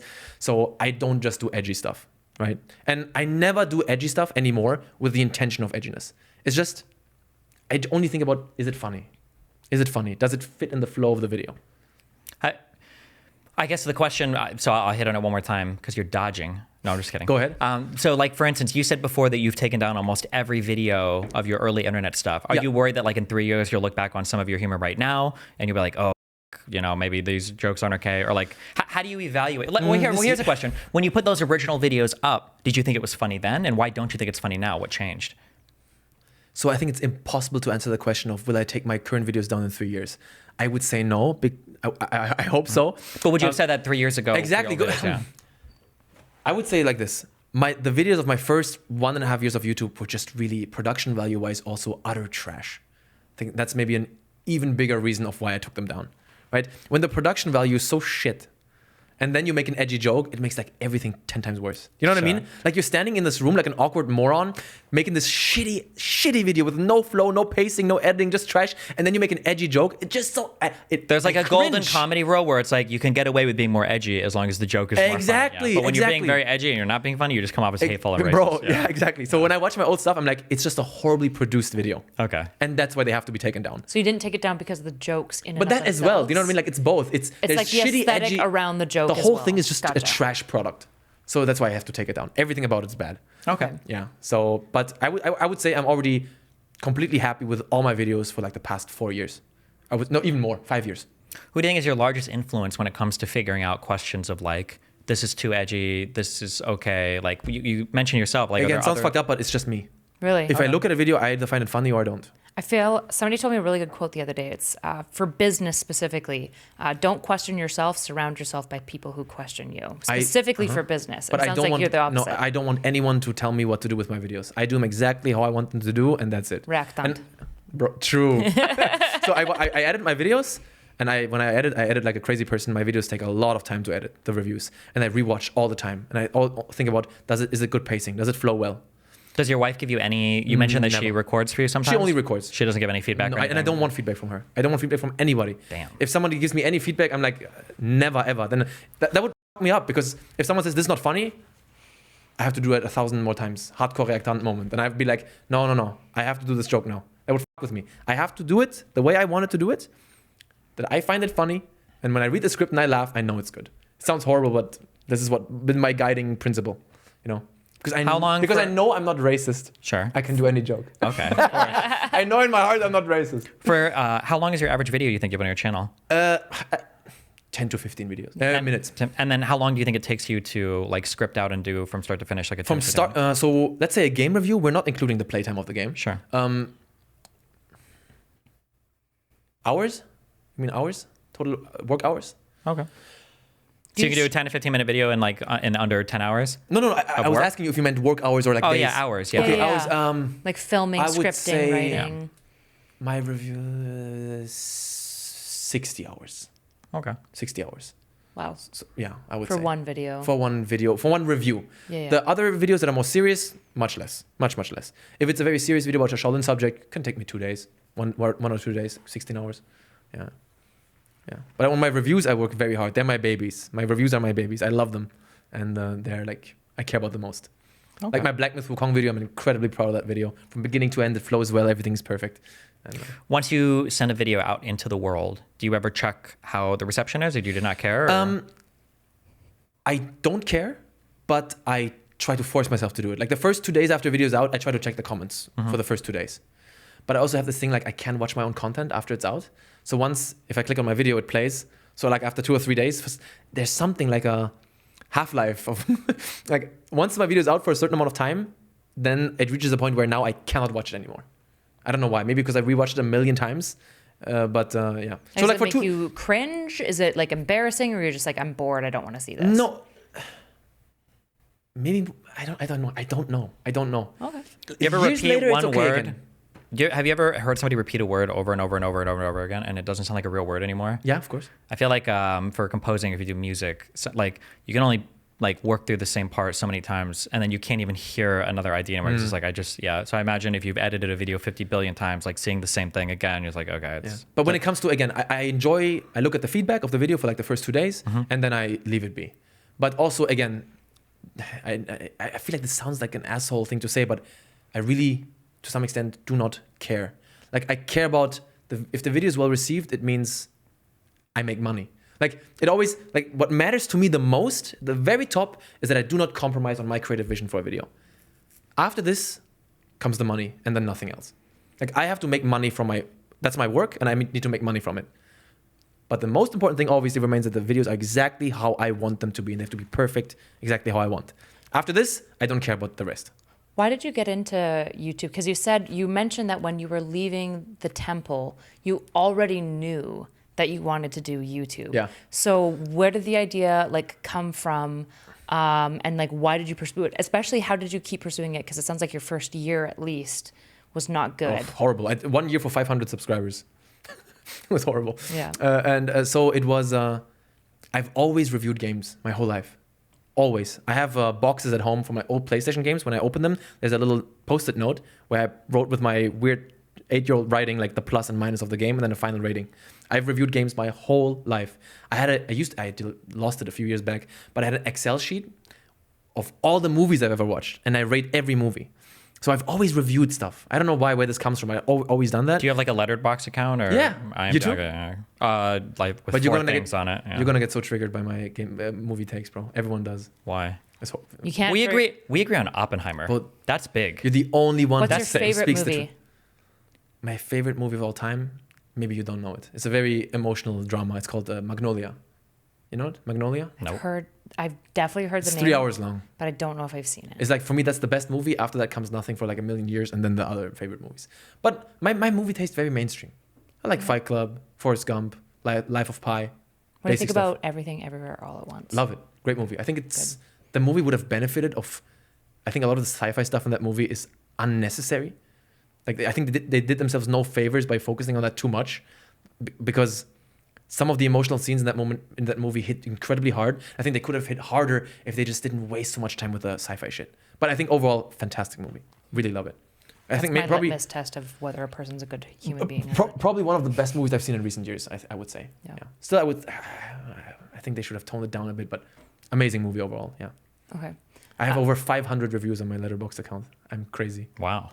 I review everything. It's like an urge. I have to do it. Okay. And don't check the comments. Everyone calls me unhinged and retarded, and I should stop watching. What's your movies. most controversial movie take besides Oppenheimer, I guess? So Oppenheimer, the last Not Christian Bale. Christopher Nolan's last 5 movies are all f***ing ass. Tenet is shit. Wow. Tenet is f***ing ass. Then what's it called? The beach one that nothing Dunkirk. happens. God, I almost left the theater. I hated Dunkirk. I hated Tenet. Bro, I appreciated Interstellar. Let's go. Interstellar, his It had last good problems, but I think it was ambitious. I Last good appreciated movie. it. What yeah. did you not like about Dunkirk? Everything. Everything. Nothing. There's not one good thing about this movie. It's like I could stare at the wall at home and it would be more entertained. And then Give me some emotional beats from that movie.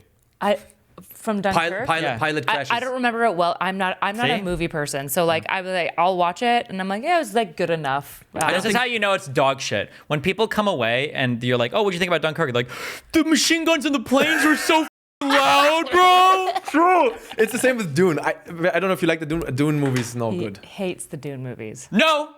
I hated Dune. I really didn't like Dune 1. I thought Dune 2 was better. I think That was okay. they're both just mid. Yeah, they're just neither of them are that good. I would agree. I judge how much a movie is good on how much I want to like do work or go on my phone. Like if my laptop is in my lap and I like get like emails done or something, Okay. then it's like it's okay. But I'm not a big movie person. But that's a good way because you're just looking at how much are you immersed. yeah, right? but I don't have like these strong emotions about movies. Movies are Like, important to me. I love movies. It's like if I really, really love a movie, then I think you're a bad person if you don't love that movie. Like Everything Everywhere All at Yeah. Once. Like I'm like, if you don't get that movie, you should probably go to therapy. Like genuinely, you probably should. I would go but that far everything because else, nah, whatever. That's the type of movie. Even though I love Everything Ever All at Once, with this particular movie, I kind of get if people don't like it because I think it's the way they shot it sometimes is too much. Yeah, I get it. Just go to therapy. Get over yourself. Get the It's point. hard to follow The point of the sometimes. movie is so important. Get over yourself. Okay, fair enough. The finger hand wieners. It's weird. It's weird. I don't mean the weirdness. I mean it's just there's unnecessary stuff in that movie. Yeah, I agree. But also, get over it. Okay, fair enough. I think it's a great movie, so I think we're on the same page. Yeah. I'm Okay. thinking of more controversial movie takes right now. Name some stuff that came out. Did you see Alien Romulus? Oh, honestly, I was shocked at how much I enjoyed it. I'm not saying he's the best thing of all time, but I watched it. I had a good time. Okay. I expected it to be like low-key trash, but I watched it and I looked at my wife and I thought, hey, that was fun. But I gotta be honest, I don't know the Alien movies very well. Okay. So I like if there are references, I only knew that the robot guy was from the first movie, and I did watch the very first one. Okay. But other references, I don't know. But I enjoyed this from start to finish. I thought it was decent. Do you think there are? Interesting. Is there any M. Night Shyamalan movies you really enjoy? Unbreakable, I think, is good. I love the movie Signs. Okay, yeah. What a I love great that movie. Signs, I think, is one of the best alien. Some people don't like it because, a green Martian. It's like a bit of a product of its time as well, this movie. That's how we imagined aliens in the 90s, right? Yeah. And I think that movie is so incredibly calm, has an incredible sense of humor and timing. It's truly, I think, one of the best movies ever. I love that movie, Signs. And he did one more good one. Unbreakable, Signs. What else did he do? He did another good one. The Sixth Sense? Yes, Yeah, I I think was so. gonna But say although Sixth that one Sense has is a been so really long since I popular watched one. it, but I think that one also very good. I feel like Shyamalan. What's his name? M. Night Shyamalan. Shyamalan. He always has fun ideas. He's like a jackpot. Either like he hits or he really I gotta be honest, really doesn't hit. I think he hasn't hit in a long time. I would agree with that, But he yeah. always has cool ideas, and He I does. appreciate that. I love that he's creative. Yeah, like but he Split just is the a movies cool always fall flat. idea, but it just like flopped. Yeah. Glass was a cool idea. It's just Yeah. yeah, not good. Not The good. guy he has the spark, the creative spark. He does. Just can't finish it. He can't get it over the finish line. Which is crazy. It's surprising. Like when he got the contract to do like the last Airbender, I was like, Oh, this is okay, the that's- worst. This is the worst person to do this movie. It's not going to be good. There's no way because the big thing that he's good for is like creative, like kind of like that. He's not going to be. You can't improve on The Last Airbender from like the original animation series. The only way to make a good movie from The Last Airbender is to stay true to the original script because it's so well written and produced and made. I still to this day, no hate, yeah. But I still to this day, why were all the Fire Nation people Indians? No hate. Were they? Yeah. No. Yes. I thought they were Chinese. They had Chinese buildings Yeah, Chinese buildings because it's like Chinese culture all. But, and like top notch. but I think they were all in. It's been very long since I No. watched it. Look it I up. think you're totally wrong. They're here. Indians. No Yes, shot. yes, they're not Chinese. That I'm 100% sure. And when I was a kid, I got confused. But no hate. Yeah. They have like the Indian, like the. You keep saying no hate that it makes you do hate them. no. No joke. Because I don't know why. I always say You this. said like no hate like 50 times. It's a like bad somebody habit. said like no homo like It's 30 like saying times. no It's like, offense too. yeah, it's just a bad habit. No hate. Your teeth are really crooked. Like no offense, but like Your teeth are really So crooked. retarded. No hate. No hate. And your face is weird. I watched your channel. No hate, but it's awesome. Yeah, Jesus Christ. Yeah, it's just a bad habit. I don't know why I do it. I also say no homo a lot, which is bad, but Okay. I say it. Okay. Are there any other? I'm trying to think of any other controversial movie takes. I actually walked away from the Alien Romulus movie pretty disappointed Oh, really? because I thought the first hour was really good, and then I feel like it just started to do way too much stuff, and it got a little bit like off the chain. But I thought the first hour was actually so good. I love the. Did you ever see Prometheus or Alien I Covenant? watched Prometheus. I think I watched Prometheus. I hated those movies. Okay. I think Prometheus Oh no. is awesome, but sucks. Is like below potential. Like the movie at every corner screams missed opportunity. Yeah, of course. But there's something about that Prometheus, something about it that I like. I don't know why. It's like the movie's pretending to be deep, but there's actually nothing deep. But for some reason, I like the vibe of the movie, but it's not like amazing. Okay. Yeah. For example, what I really loved about Alien Romulus is I love when a movie is well scoped. I love that this movie wasn't like this big. Prometheus was very big. This whole crew goes to this other planet, explores massive spaceships, and they're walking on the planet. Very big movie.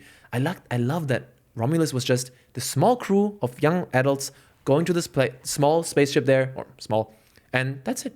That's all they did. I love when a movie's like exactly knows what it wants to do. So that I did enjoy. And I like the sort of non-stop action. I think once it started, I enjoyed it all the way till the end. But again, maybe there's like lore stuff that bothered you that wouldn't bother me because I don't know the Alien franchise very well. Okay, that's fair. Yeah. Thinking of more controversial Looking movie at me. takes. I don't have any controversial movie takes. I've got the most based controversial because they're just normie pilled. What do you think about Western liberalism? Western liberalism. And Vaush. What do you think about Vaush? The thing. I stopped watching Vaush a few years back. I Thank don't know God. why though. Something happened. I don't know why. It's because I talked to him told you to once. stop. I talked to him once. I think we talked about this before. you a little did. bit. Yeah, maybe I can mention it again. You challenged him No, specifically. I didn't really challenge him. Sure you did. What I enjoyed about Vaush always is I enjoyed when he talked to right wingers. I think he was good at with those. I never enjoyed when he was talking about his own ideology and the comrade stuff. I never enjoyed that. But I loved his destroying right wingers. So then I thought, you know what? I want people to sort of affect or try to affect real world change a little bit more. So I think I talked to him. I just said, hey, maybe use your audience to, maybe use your platform to every once in a while tell your audience to join a political party. I think a lot of people, and I also wish that you would do this more, but I'm not telling you what to do, but it's just joining a political party is very simple in almost all Western democracies. It's cheap, sometimes it's free, depending on the country.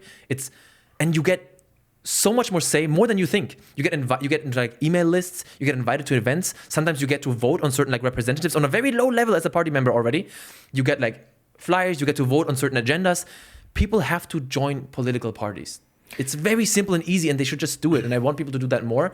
And I think he agreed with me, but I don't know if he followed through on that.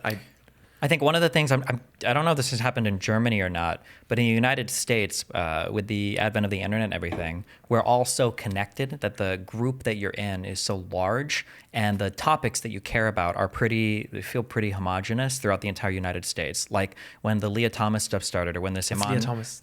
she was a trans athlete here. Like, She's a did you swimmer. do the Iman Khalif? This one I know, the boxer, but Yeah. she's not trans, right? There's no proof that's been shown at all right now, so we don't know, right? Okay. But these are like issues that every single person in the country is expected to have a strong opinion on, and everybody's expected to have a strong opinion on a lot of like federal related stuff. So like the government, the presidency is a huge deal. AOC is a huge deal. What's happening in like the Congress is a huge deal. But when you get to the state legislatures, you're completely unplugged. No one cares, and when you get Should to like be the other city way stuff, around. Should be I the know other way it around. should be, but so what you're saying is true in that there's a guy that I had on a long time ago. Something Hurts. Oh God, what was his last name? But he has a book that he wrote called Politics is for Power, and he explores like 6 different stories. Ethan Hurts.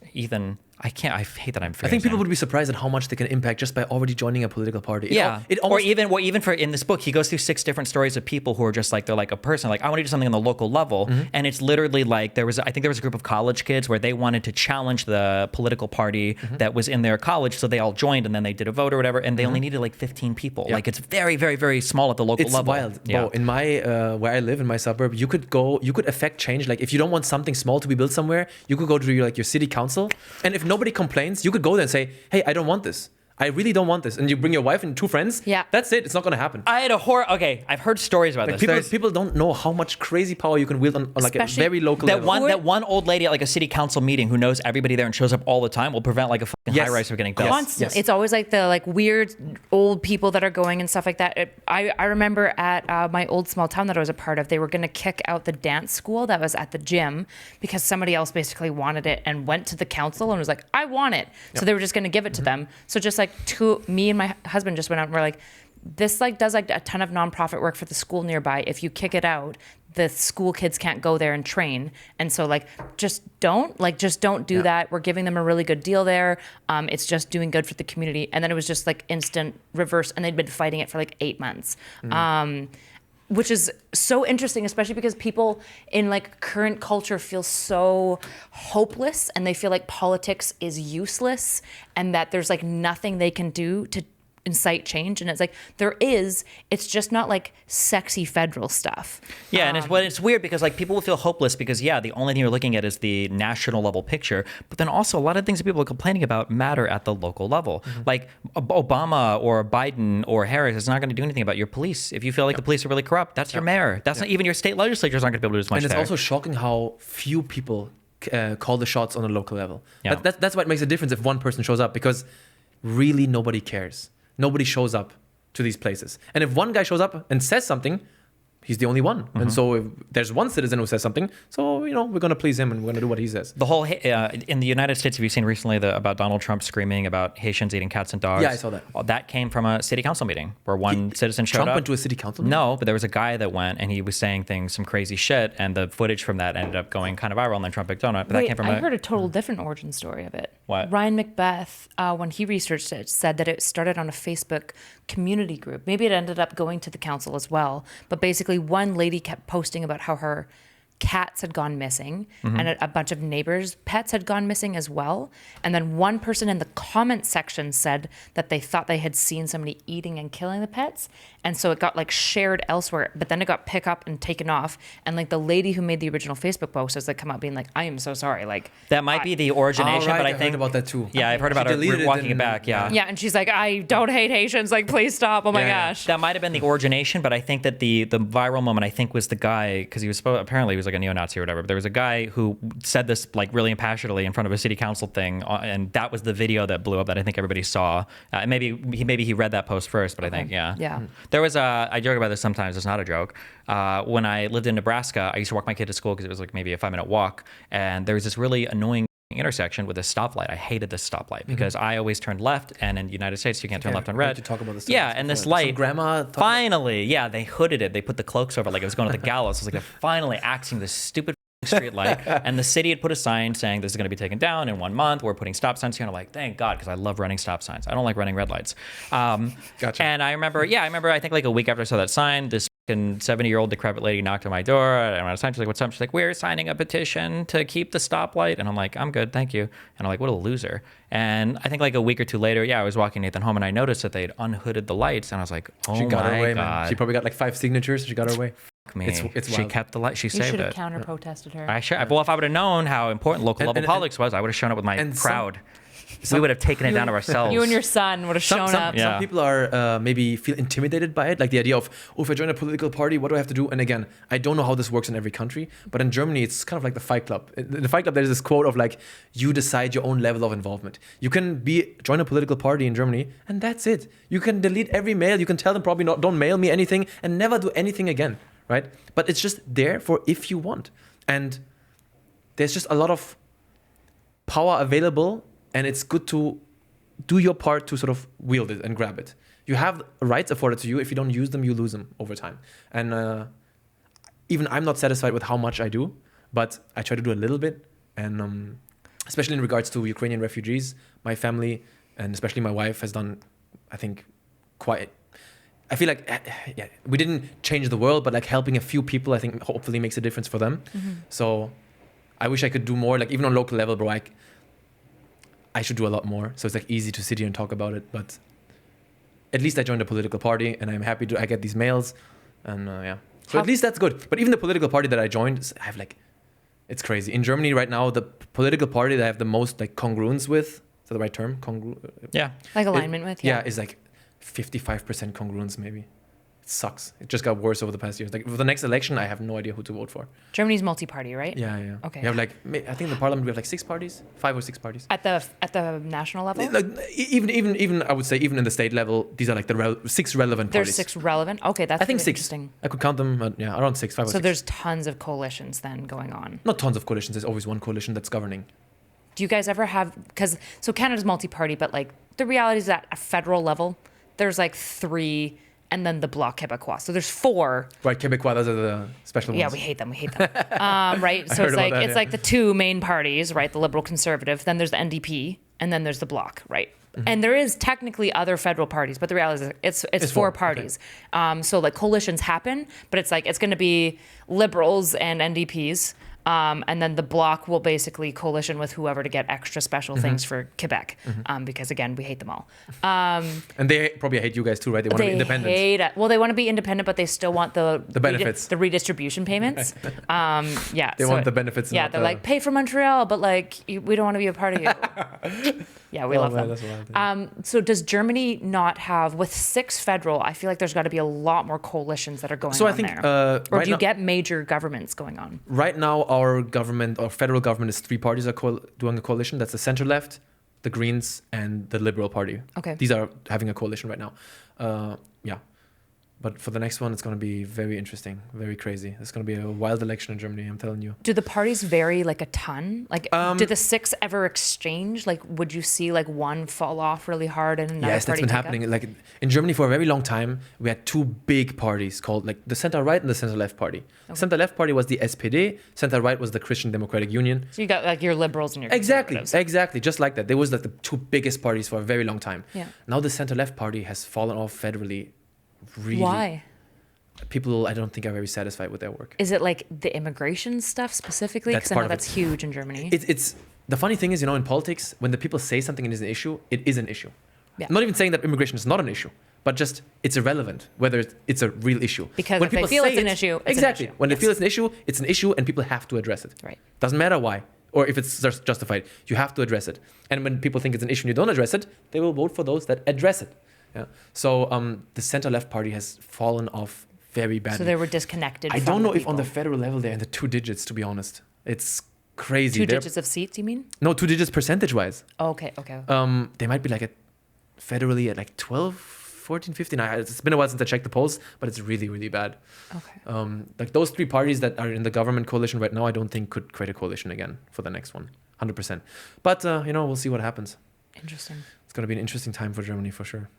Yeah. Yeah. Are you nervous about it? Is there like a large snap right that's occurring in Germany? Yeah. Okay. And it's also because the issue immigration is a very big subject right now. Yeah. And let me put it like this. The only party that talks about immigration is a party that talks about it in a very hateful way. Very, I think, very racist, xenophobic. I think they're filth, no hate. But hate. Yeah. No hate. And then every party that is left of them, which is all the rest, doesn't talk about it. They just don't want to talk about it. They don't want to talk about it. It's either head in the sand, or it's we need to talk about it, but the way they talk about it is not good. It's like, okay, but now talk about it, please. Right. But they don't. All they can do is talk about how evil the ones on the right are, which it's true, or they put their head in the sand and don't want to talk about it. Or they say, we really need to talk about it, but they don't have any solutions. And then we have the center-right party right now. They're like trying to catch the sort of anti-immigrant sentiment and trying to, build on that. But me personally, when I listen to their speeches, I don't feel it's genuine. I feel like they have no plan. Mm-hmm. But that's just me. It just seems like they just want to capitalize on this anti-immigrant sentiment, but it's not genuine for a lot of them. It doesn't seem genuine. Right. But if they're taking votes away from the far-right party, I think that's good. But I don't think they even have a plan. So Interesting. I don't know. It's going to be interesting what's going to happen. What, because I know you're really interested in politics. How come you don't include it in your channel much? Like, what is it? Just because you want your channel to be more like comedic and light and like more of a chill vibe, or? I think my channel is definitely not a chill vibe, but I think it's part of it. Like, I want my channel to be, I want people to enjoy my videos because they make people feel good, and I think they're funny, they're entertaining or interesting, and that's what I want my channel to be. But also is because German politics, for some reason, this is horrible, and I shouldn't. It triggers the fuck out of me. German politics trigger me so hard. That's why I know more about American politics. Way more. I know some random ass shit because I watch your content than I know about German politics. German politics makes me angry. Like, very, very angry. It's unhealthy for me. Like, there are some politicians. I'm in America. Okay. Yeah. Even advocating for violence is illegal right here, right? Yeah, Probably, yeah. Okay, Yeah. fuck. Okay. There's just this one politician. When I see this person, I don't want to continue. It's bad. It's bad. like the business guy at the Shaolin Temple. Yeah, exactly. Even worse. Yeah. It's just we have some German politics make me very, very. They infuriate me, especially because I feel like we have no party that mirrors my views, and everyone fucks up in some way, which is normal, right? And democracy is about compromising. The only party that agrees with you 100% is the party that you create, right? So I understand compromises, but it's just German politics makes me frustrates me so much. It's like the compromises being made and the priorities being selected. And just that the parties don't address the issues. And even European politics triggers me even more. I love Europe, and I love the European Union, but every time I hear something from the European Union, triggers the fuck out of me. So I'm like, I can't follow this. Let's just focus on American politics. Because even though that's very important to me, it's not as immediate. So it's more digestible for me. Yeah. Right? You know what I mean? Mm-hmm. Yeah. There's a very bad negative feedback loop that gets created, I think, from the left to where if you're trying to figure out an issue and then people on the right are being racist about a particular issue, say immigration, then what happens is you distance yourself from them. And then as part of that distancing, those talking points get associated with racism. So then people on your side are less willing to even talk about them. And then that side over there is exclusively talking about them. And then when the problem gets so bad, and now they've gotten even more extreme, now if you even think about talking about it, you're instantly grouped in with like the worst people. I told you, we were talking about this last night, that it sucks because even some of the things you're saying, even things that I would say, I say this all the time about some things that I say, where it's like, if I heard somebody else say this, I would instantly assume the worst. Yeah. And it sucks that now there are, like when I talk about like Arabs, or when I talk about like Israelis, or whenever we talk about things, like even when you begin a sentence like that, like just saying Arabs, like you're already like, oh, so you're a fucking racist. Yeah. Right? I know what you mean. Yeah, exactly. Like you can't even have any just part that of sentence, just conversation. the way it starts, it's already. But then the problem with what I just said, right? You can't even talk about Arabs. You can't even have the conversation.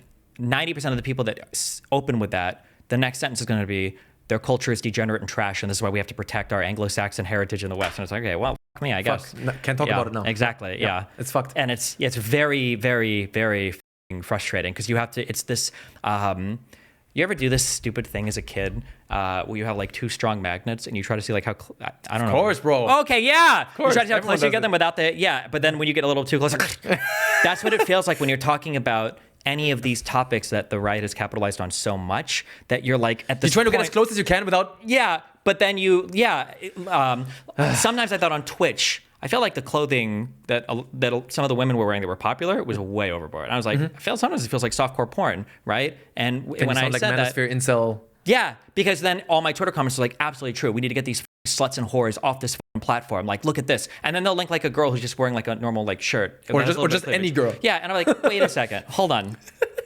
That was not what I was talking about. I don't know where the these guys came from. And then obviously now these people over here are like, oh, well, Destiny, when you said that, a whole bunch of people that said, you know, we need to repeal women's right to vote, shut up in my chat. Thanks. And it's like, well, that's not even really my audience. And I don't mean that in like a Joe Rogan, like, I mean, like, genuinely, those are not my audience at all. Like, I'm sorry, I don't associate. Yeah, it's very, very, very frustrating how incapable. And the left, I would say, are the people that are the most equipped to talk about because like nuances in they're paranoid culture. about the right. Because they're paranoid about the right. Because it's somewhat a honorable thing what they try to do, right? Because they're so wary of right-wingers and disgusting, homophobic, racist trash that they want to protect sort of the people from that sort of rhetoric, and then they end up hitting a lot of people who who don't have the same intentions. Yeah, but I was going to say, I don't even know if I would use the word honorable. I think It's honorable to want to protect. it stems from a good place. Yes, that's what I Yeah, mean. but ultimately it comes off as patronizing, condescending, and ineffective. Ineffective. Right? Yeah. You stop conversations from occurring Exactly. that need to occur. Yes. Yeah. Can I ask you one thing about maybe Europe? You can ask me as many things as you want. Awesome. Aw. So I don't know if this changed for you, but this was one of the, you could say, critiques that I had of your content, and that is that when you talk more with left wingers, I noticed, or American left wingers, they are very quick. They're very prone to call something fascist, right?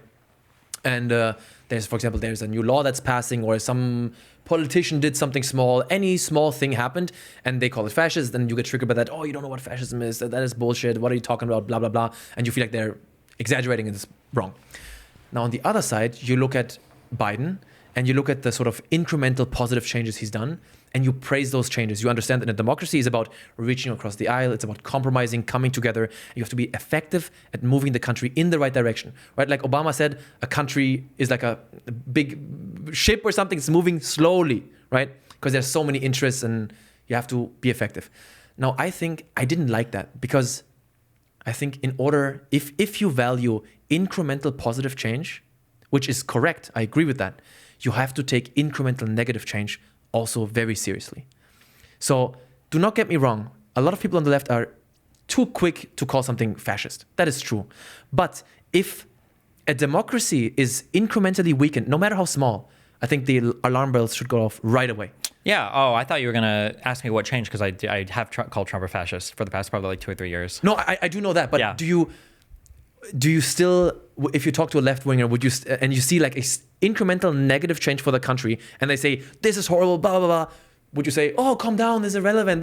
What, do you think the country's fascist? No, well, we're still the greatest country. I don't like this type of response to that. Yes, because my issue is that I actually don't care about fascism. That's a subset of a thing I care about, which is illiberalism. And the problem is a lot of the people on the far left that were advocating for calling every single person to the right of Bernie Sanders a fascist were advocating for things that I would find equally or about as equally abhorrent, which is stuff related to, say, like communism or socialism, actual communism, socialism, not like more social funding for programs, but like we're going to, kill billionaires and eat landlords and, socialize everything and make everything a public good or whatever, like these types of people, or banning, like I think Hasan, before he got kicked off of Leftovers by Ethan, Ethan asked him like, oh, like what would you do in your society with capitalists? I like Ethan. Yeah, he's a cool guy. He seems very authentic. I think. He is, yeah. And Hasan was like, well, they'd have to go to like, re-education camps maybe or whatever. And I was like, why would you even say that? Why would you even say that out loud? No, but like you again. This time I'm you saying, dodged. no. Like if I'm in a, this is one of those, we're having a conversation. It's almost like the humor thing that we talked about that is highly contextual. If I'm speaking with another person that I trust and I know what they believe and they're saying things like, I think we have to worry about this, like bend into fascism or whatever, I'm fine with that. But when I'm talking to like a lefty, I won't even use the word myself because because when they say fascist, they mean like, they mean liberal. Genuinely. Okay, I see what you mean. If you want to make it more concrete, for example, I think term limits are one tool that a democracy has to safeguard itself. One of the many safeguards, right? I think democracies, like I said before, are incrementally strengthened, incrementally weakened. So let's say a country has safeguards or term limits, and these term limits were removed. I think that is an incremental weakening of the democratic system. Not a big deal. It doesn't have to be a big deal at all. But if I saw something like this occur, alarm bells would go off immediately for me. Because this is an incremental, small weakening of the democratic system. Sure. Do you know what I mean? Yeah. So if someone who's maybe much further on the left than me would come and be like, the country is fascist now we have a dictatorship, I would also say like, bro, no. We're still a democratic country, our institutions work, there's accountability, blah, blah, blah. But I would also say, yes, you're right. This incremental weakening of democracy is a horrible step, and I'm against that. Do you know what I mean? So I understand what you're saying, and maybe we just watch totally different people, but that is not the left. Maybe you engage more with like... Yeah, because it's more like the fascist thing will be... there was that big debate I had with Vaush. I think it was one of the last ones we did, was some panel where Vaush was like, oh yes, George W. Bush was a fascist. And he like felt very strongly about it. And I think he might have even said the Supreme Court was fascist or whatever. I'm like, over what? And he was like, over this like election thing. I was like, fascist, really? And the issue is that assuming you have a group of people now, well, back then, assuming you have a group of people that are conservative, but they're not like authoritarians, right? Labeling them as like the most extreme thing, rather than saying like, hey, isn't this weakening our democracy? I think damages the cause. But that's the problem, right? Because then you get focused, you're getting bogged down in like stupid word games instead of saying like, yes, what you were mentioning, that alone, on its own, that is a problem.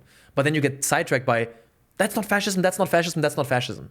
I think the word games are really important, though. Maybe the most of that's the 1984, right? Is like words are everything. Of course. Right? And I think that part of it, like Republicans, for instance, calling Democrats for decades communist, right? Which nowadays doesn't seem as big of a deal. But back when I was growing up, especially mom and dad, were in the Air Force. My mom flew the Looking Glass mission for the, seeing nuclear missiles coming at the end of the world and everything, right?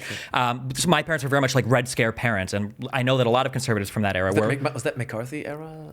Just the whole, like the end of the Cold War, right? Cuban Missile Crisis, 60s? 61, I think. 62, yeah. I think. Yeah. Like the idea of like nuclear war ending us and the Chi-Coms and the... What is Chi-Com? I hear that a lot. Chinese communists. Oh, that's Chi-Com. Yeah, the Chi-Coms, Red China, the You're Soviets. sitting across the Chi-Com right now. What happened to you? Yeah. And No, Republicans joke. No hate, constantly saying that over and over and over again, like that did something to conservatives. It did something really bad, right? Now, I think right now where we're at, the conservatives have gone more crazy, but I mean, it could feasibly be on the other end, right? Where the left has demonized the right as being fascist so much. It's like, okay, well, that could cause a split now. Right now, it's the conservatives are going insane in the US, but yeah. So I try to be kind of, I think the precision is relatively important. I'm not going to tone police somebody if we're in major alignment on things, but a lot of these like leftists in the United States are actual leftists now. Leftist like here used to just mean like liberal, like on the left. Now it means like communists or socialists, illiberals, anti-liberals. And that's not good. I'll never. And accelerationist. Let me just put it like this. I implore you, so to speak, to like take incremental negative change very seriously. I do. Even if people on the left blow it out of proportion. I take it very seriously. Yeah, Okay. absolutely. I'm curious, what do you think about leftist accelerationism? Do you know? What is that? Accelerationism, isn't that like rooting for the end of the world or something? It's basically the idea that like if the system collapses, we're going to come back and we're going to have something way I better. don't waste my time with And they want to bullshit. speed it up. So like specifically, It's probably a small niche. It's irrelevant. Right?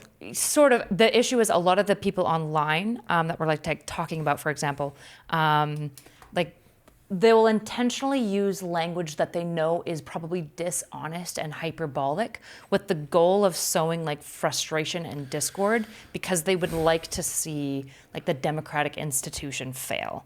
So accelerationism is a really popular concept amongst like kind of like communist leftists. There's some communists that are anti-accelerationism. They think it's bad, and others that are pro-acceleration. Or maybe like a concrete policy position might be Bernie Sanders might say like we need a $20 minimum wage, and leftists that think a $20 minimum wage would help poor people would say no, because if we do that, it's just going to make capitalism go for that much longer. Okay. The minimum wage, just let it all go. First of all, I would say I don't think these ideas are particularly prominent or important. I think if they're just big in online spaces, then I would say the online spaces aren't that important. I think Twitter on its own is irrelevant. This doesn't matter at all. I personally think so. I think when you talk to most people are very reasonable and wouldn't say this. This is like probably students or like maybe believe in this type of stuff. Now, when it comes to accelerating to if they want to achieve the failure of the democratic system, then I don't care from what side they're coming from. They're the enemy. I would agree. I think that the democracy is everything that has to be protected. Democratic institutions, accountability, separations of power, the free press is above any particular policy that governs a country. This perpetuation and safeguarding of the system stands above everything for me. Like I think this is something that I notice sometimes with people. I think people would love to be governed, and this applies, I think, to a lot of people. I could be wrong. by a benevolent dictator. Yes, people would love to be governed by a dictator that agrees with all of them, that agrees with them. They would love that. I had a big debate at the end, and I walked a guy through. I was like, okay, wait. So for Trump, you don't trust anything that the courts have said about him, right? And he's like, yeah, no, I don't. And I was like, okay. And you think that Congress, like the impeachment and all that, you don't trust anything that comes from Congress? He's like, no, I don't think that Congress has been good either. I wouldn't trust him. It's like, okay. And then the DOJ and the FBI, you think they're all corrupt as well? And he's like, yeah, absolutely. So literally, the one only person you want Trump to have a say on all of this, then, right? Yeah. And people, if you want, another reason why I don't like using fascist is because I think that a majority of conservatives, over half in the United States right now, are fully on board with it. You just can't use the word. But if you describe it in other terms, right? Should Donald Trump have a say in like every single part of the government? Do you think he should be able to strike down unfair things? Because he said as much. He said that like, sometimes you have to suspend the Constitution to go after voter fraud. Isn't it crazy that conservatives are okay with this now? That's crazy. They should be what do you call them? Textual, what do you call them? The ultra textualists or originalists, but they don't. None of them are actually that. They just say that when they want to argue for racist or outdated shit. Just to finish the sentence before. So I think for example, I know this would suck. I wouldn't like that, but I would prefer it more than a dictator. I would prefer a government that I agree with on every single policy proposal, but their values are firm, or their way of doing politics is firmly on democratic footing. I would hate that because it's a party that I disagree with and I don't like their policies. But as long as I don't have to worry about the system of democracy, then I would infinitely prefer that to a dictator that I agree with. Like, the system is above everything for me. The system of democracy and separation of power, accountability, and a free press. Gotcha. Yeah. I would say even for me, right now, for the next election, the three most important issues for me right now. Do you mean the German or the American election? German for me. The most important subject for me right now is that party's stance on Russia's invasion of Ukraine. That I think is the most important part. I think, without getting too much into it, I think it's a joke that Europe looks across the Atlantic to America for you guys to give us direction on our European security. Not like in a negative way. Like, I can't believe that we can stand up for ourselves and make this easiest decision of all time. It's so clear. The fact that we always have to look to America. Are they still in support of Ukraine? Are they still supporting it? What do the Americans think? Is disgusting. So, would you support like a lessening of social safety nets to increase military spending so that like Europeans can better compete with like Russian hard power threat? I think I'm in favor of more European integration. So I think the European Union, I would be in favor of a European army. Personally, I want a very strong European Union, but a very strong and integrated European Union. Every far right, every far left person's head just exploded because the EU gets attacked from all sides. The EU, it's the same thing. Everyone hates the European Union. Yeah, no one loves the EU. Nobody likes their perception of the EU, but then people don't realize like how nice it is to be able to go from one country to the next. People have no idea what the European Union has brought to Europe is incredible. I've never understood the EU hate. I don't know enough about it. I'm like, it seems like a pretty good idea. I think the European Union is the most successful and most epic and based freedom project of all time and wealth project, and I will support it to the end of my days, as long as it stays democratic and free, of course. Once it's not that anymore, okay. So the Russia's invasion of Ukraine, that is very important to me, that party's stance on that issue. Then I would say their stance for the European Union. What is their vision for Europe? And how do they see the European Union? And then the third, I would say, sort of, how does this party interact with and talk about the press? I think this is so important. This for me is one of the most important things. How do these politicians talk with the press, talk about the press? Says so much about a party, the culture of one of the party. Most fascist things that Donald Trump repeats over and over again. Enemy of the people. Yeah, the media is the enemy of the people. And like conservatives hear them, they love it. And I'm like, this is like one of the worst things that a U.S. president This for me is one of the easiest telltale signs of, to use that dreaded word, fascism. Of fascism. Like, that's terrifying. And he has taken it so far that he has completely inoculated his fan base of any information. Yep. And that is so scary. I was going to say, you guys, I don't know if you have actual substantive political disagreements in Germany or in Europe, if that's still a thing. In the United States, we have moved past that. We do not live in the same world anymore. It's something that Can you be more specific? If you give me any issue, the realities are separate. So like if you were to ask a liberal in the United States anywhere, maybe even in Texas, California, like, what do you think about like illegal immigration at the border? They might say like, oh yeah, like sometimes there's illegal immigrants working in places. It's, we should probably do something. Conservatives will say like the country is falling apart. Like New York has ran out of all of its money. There are Chinese secret immigrants that are coming in illegally that are stealing all the jobs in Dallas and Houston. It's the biggest security issue. Millions of illegals have stolen all the jobs. There are 10 million more than they report. And it's like that for every single issue. I don't know if you listen to the presidential debate between Harris and Trump. I saw the highlights. Yeah, the thing that comes up all the time when it comes to abortion. What about third trimester abortions? Nobody does this. No one does. Do you have any idea how traumatizing it is to carry a fucking kid for 8-9 months and kill? Like that's an unhinged position. Nobody is actually defending this. But I think it's very important on this issue. Just because something is very rare, if it still occurs, it should be clear whether or not that is allowed or not. That's fine, it can be. But what I'm saying is the perception on the right is that this is like way more ordinary and normal than it actually is. And that liberals broadly, like not even leftists, that like a Kamala Harris liberal would be like, post-birth and third trimester abortions is baby totally executions. fine. No, but and it's like no one's saying I almost have to defend the Republicans are here, like saying even if stop, hold on. I know exactly what you're going to say. Then go ahead. You're going to say that okay, listen, I agree with you that it is really horrible. Most people don't probably wouldn't support it, but then they need to be clear about that and say you don't support it. No, if it happens, for me, it's all about does it still happen? No, I don't believe Is it does. legal? Because wait. Here's the issue. Sorry, hold on. In Canada, I hate it is, conservatives. just, you know. Okay. And it also never happens. My understanding feel like a conservative right of now, the being yelled cases. at by No. When people bring it up and they point to a case, I'm pretty sure in every single case, it's like a medical thing that's happening. Okay. Like some really bad medical complication has come up and they have to do an abortion. Or right? an extreme, like, actual criminal antisocial thing. And typically what happens is those people do get charged, right? Like, there's, like, these rare instances of, like, women intentionally aborting their babies and, like, throwing it in the garbage and stuff. But then they get, like, charged south, yes. Yeah. Like, But that is my everything. issue with it, though. 1 second. That's my issue with saying, like, oh, usually or typically. For me, it's about if this stuff doesn't happen, then that should be the counter argument. Saying, like, oh, third trimester abortions, that's so horrible and you're for it. If that doesn't occur, then you can just say it doesn't exist. It's done. But if it can occur sometimes, then I would like that to be clear then. Is it sometimes allowed or is it not? It might. Nobody wants it to happen. I understand that. Yeah, I understand, but here's where, civics and legality, okay? Do you know what a strict liability means for criminal behavior? Sure. Strict liability means that if you commit the crime, you do the time. It doesn't matter. The mens rea component is significantly different. You don't even have to know necessarily that you're committing a crime. One of the most popular examples of this, because it's stream or whatever, is do you know what statutory rape means?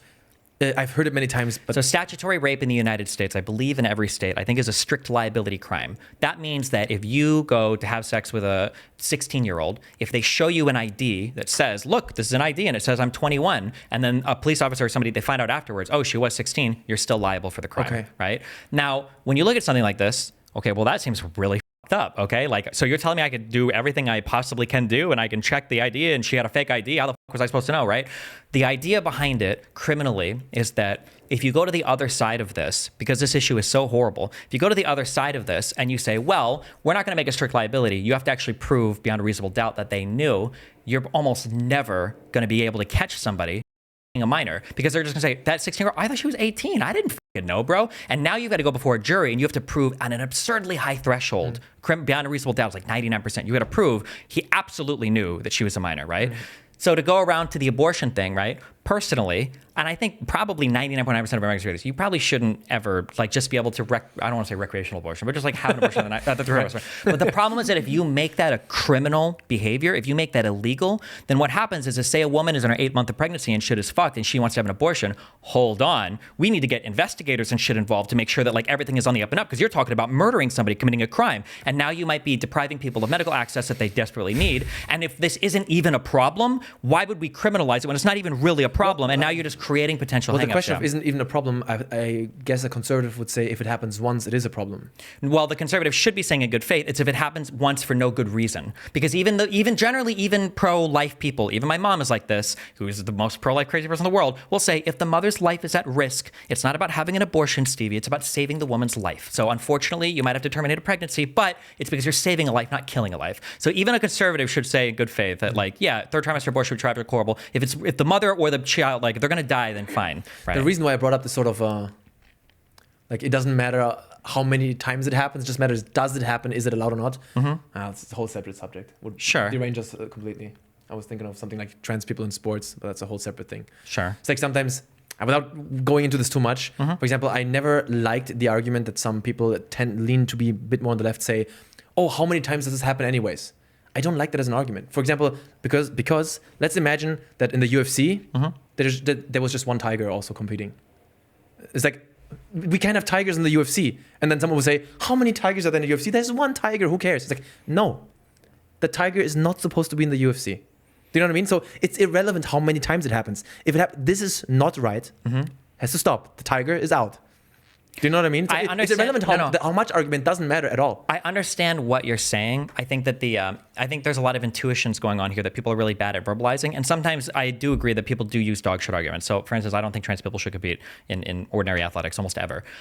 But I think the reason why this is coming up and people are just bad at putting to speech what they're feeling inside is the reason why the conservative is saying it's a bad thing is because they're making it seem like it happens a lot. I think that's the issue. If a conservative, this would be my guess, if a conservative would come out and say, listen, this is why I'm pro-life. Because in the states where we've made it legal to have abortions, you guys make it legal to abort all the way up to the 9th month, and there were like 20 babies last year. And I know it's not a lot, but there were like 20 babies that were just like fucking murdered, and that's crazy to me. I think that somebody going like, it's not even that common, bro, why does it matter? It would be harder to argue. It's when you have an argument with a conservative on something, you're like, okay, I'm pro-choice, and you're like, you think you should be able to abort 9-month-old fetuses? You know how many people have like, third trimester abortions, that like the way they talk about it exclusively, it doesn't sound like they're trying to carve out this one spot. The proof of this is you go, okay, listen, I agree, that's really bad. Let's just like split the difference and say you can have an abortion up to the 4th month, okay? Like 1.5 trimester abortion. Would you be okay with that? They're gonna say, no, you've moved 1% of conservatives. Okay. Then this didn't even matter. That wasn't the actual issue, right? It's a bullshit pivot point. That's a separate argument of is it even a genuine problem? Sure, no, I understand, yeah. But I think that's the reason why, is because people make it sound like it's such a huge, like a hugely commonly occurring thing. Yeah. I guess so. You're right. I think I agree with you there. I'm always right. I think conservatives do make it look worse than it is, but for me, it still doesn't change the fact that the argument of how much is still not very relevant. But I see what you're saying. It's only relevant when the other person is baking sort of like when Matt Walsh, he did his documentary on What is a Woman or whatever. When he went on Joe Rogan, somebody asked him, how many children do you think are getting like hormones or whatever? Right. And his answer was like 3 million. And the answer was like 5,000 over like 3 years. Yeah. He's had millions of kids, right? Yeah. Like if just even as a, I don't know if I'd say layman, but as somebody that's like studied it, like the trans stuff a little bit, like more than a layman, but not a doctor or whatever, right? If I heard that like 1,000 kids a year in the United States are on hormones or whatever, I'm probably thinking like, okay, whatever. If I heard it was millions, my position on that would probably immediately change. I would almost 180. Hold on, millions of kids are trans? And when you check, there was a YouGov poll that was done, and you poll conservatives, how many people in the country do you think are trans? They answered like 24%. 24%. But when I see this, what I would say is, when I saw Matt Walsh say that, I would immediately, he would lose credibility for me. But then once I moved on from that thought, my next thought would be, still, is 5,000 people, is the actual number, is that right or not right? Do you know what I mean? And I think the thing is, that conversation can happen, but that conversation isn't what's being said as the tone when people are talking about these issues, right? When you're talking to somebody who's saying 9-month abortion babies, they're not interested in the nuance of like, okay, well, what about the one instance where it seems like there was a person who aborted a 9-month baby and it seems like there was no good reason for it and it wasn't clear that we could charge this person. That's not what they're actually talking about, and they never were. And so it's like, it's really hard to even like let them set that tone, because they're not bringing this up as a good faith engagement of like the rare instances of criminological infanticide, right? What they're doing is basically using the moral flashbang of infanticide to basically say, get rid of all of it. Yeah. It's funny how this all would be solved if everyone would engage with the issue just a bit more honestly. Right? True. Being good faith is intentional by the conservatives. Yeah, I believe you. Did you see there for sure? Did you see when I was on Piers about the Trump assassination victim or whatever? And he was telling me like, why won't you disavow this? Yes, I saw that. So I maybe I'll change my mind on this because it's a relatively new thought, relatively new approach or whatever. But one thing that I'm noticing, and I've said this a lot about my Jordan Peterson, Candace Owens, and Ben Shapiro talks earlier this year, that I'm a lot more regretful now of how I approach that, is because what I don't like is what's happening is my true position. Let's say our positions can be mapped on a scale from 1 to 10. Okay, my true position might be like a 3.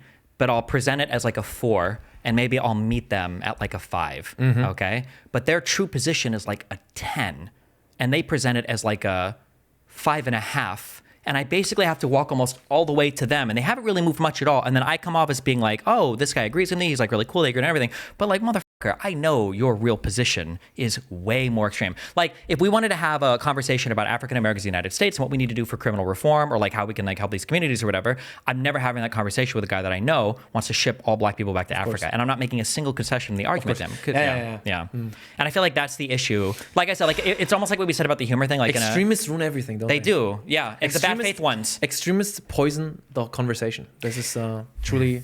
And they blow up. They dominate the social media space. Exactly. As well. Self-perpetuating problem. Yeah. What do we do about that? I was going to ask you this. Where do you think, not what you hope, but where do you think the United States is going to be like in, let's say, 10 to 15 years? The state of the country. Not what you hope. What do you think, where is it going? Here's the problem, okay? It's like me asking you, like, what's, like, right beyond a corner that is dark that you can't see. I ask you to guess. The corner is, okay, I think Donald Trump is going to lose this election. How confident are you in that? What would you give it right now? Right now, I would say like 65%. Okay. He's going to lose. Okay. So 65% of the Kamala win. That's too close, though, right? So even if he loses, it should be a landslide. This should be like a Reagan tier win because of our crazies, right? Once Donald Trump loses, there are paths that we can take from there. One that I think is the most likely. I don't think Donald Trump is replaceable. Just the way that he carries himself, the way that he communicates with crowds, The Apprentice, his background. But it can always get worse. That's sure, but I'm just saying he's not replaceable. Right. That means that something has to come that's different. So the Republican establishment, even though those guys all simp for Trump, they simped for Trump because he ensured their political He's a safety, pathway to power. right? And fear maybe also a little bit. Yeah, he can ruin their career. Yeah, exactly. Political safety. That's what I mean. Yeah, your continued time in office, right? So with Trump gone, most of these guys are not fascists like Trump is. In the House of Representatives, there's a few crazy people. Your Marjorie Taylors, your Jim Jordans, but generally most Republicans are decent like people. Even the lawmakers are. Even though they sent for Trump, they are. And I'm hoping that they're going to kind of veer back because nobody else can come and take the place of what Trump was. And then maybe the audiences will start to slowly move back. Do you think some Republican will try to seize that sort of power vacuum that is left and try to get the party back on a sort of reasonable track? Or do you think someone who's even more crazy and is trying to top Trump and trying to be the next Trump is going to come in? Because at this point, what the Republicans want is not reasonable policies. What they want is a leader again. You know what I mean? Yeah, but truly the thing in my head right now that exists is I think that people like Joe Rogan and Candace Owens need to be deported from this country and put onto an island. I'm not joking. I truly do believe that like the Daily Wire, your Candace Owens, your Joe Rogans, that if the country is destroyed, like 50 years looking back, it's going to be, oh my God, people listened to this and people believed this and these guys had the ears of every single person. It'll be because of that alternative Maybe media. I missed out on something, but you think, because I don't watch him, but do you think Joe Rogan is on the same level as Candace Owens? Close to it. Really? The fact that he's Maybe not I on the missed- same level in some ways makes it worse. Because he has more credibility than Candace. So when he does bring on like a Robert Malone to tell you that vaccines are horrible, but Candace Owens is so out there. she is. But Like, Joe Rogan is crazy, ears. but he's not even close to that. He's not as bad as Candace, but he brings on some of the worst people, right? And he would probably does he defend Candace? Has he said anything about her? Just like I think a month ago on a show, he was saying like, "Oh, Alex Jones is right a crazy amount of times." But didn't he give her pushback once? But that was maybe many years ago. If he did, it was probably about weed. I don't know. Could have been. Yeah. I'm just saying that Joe Rogan is the most popular podcast in the U.S.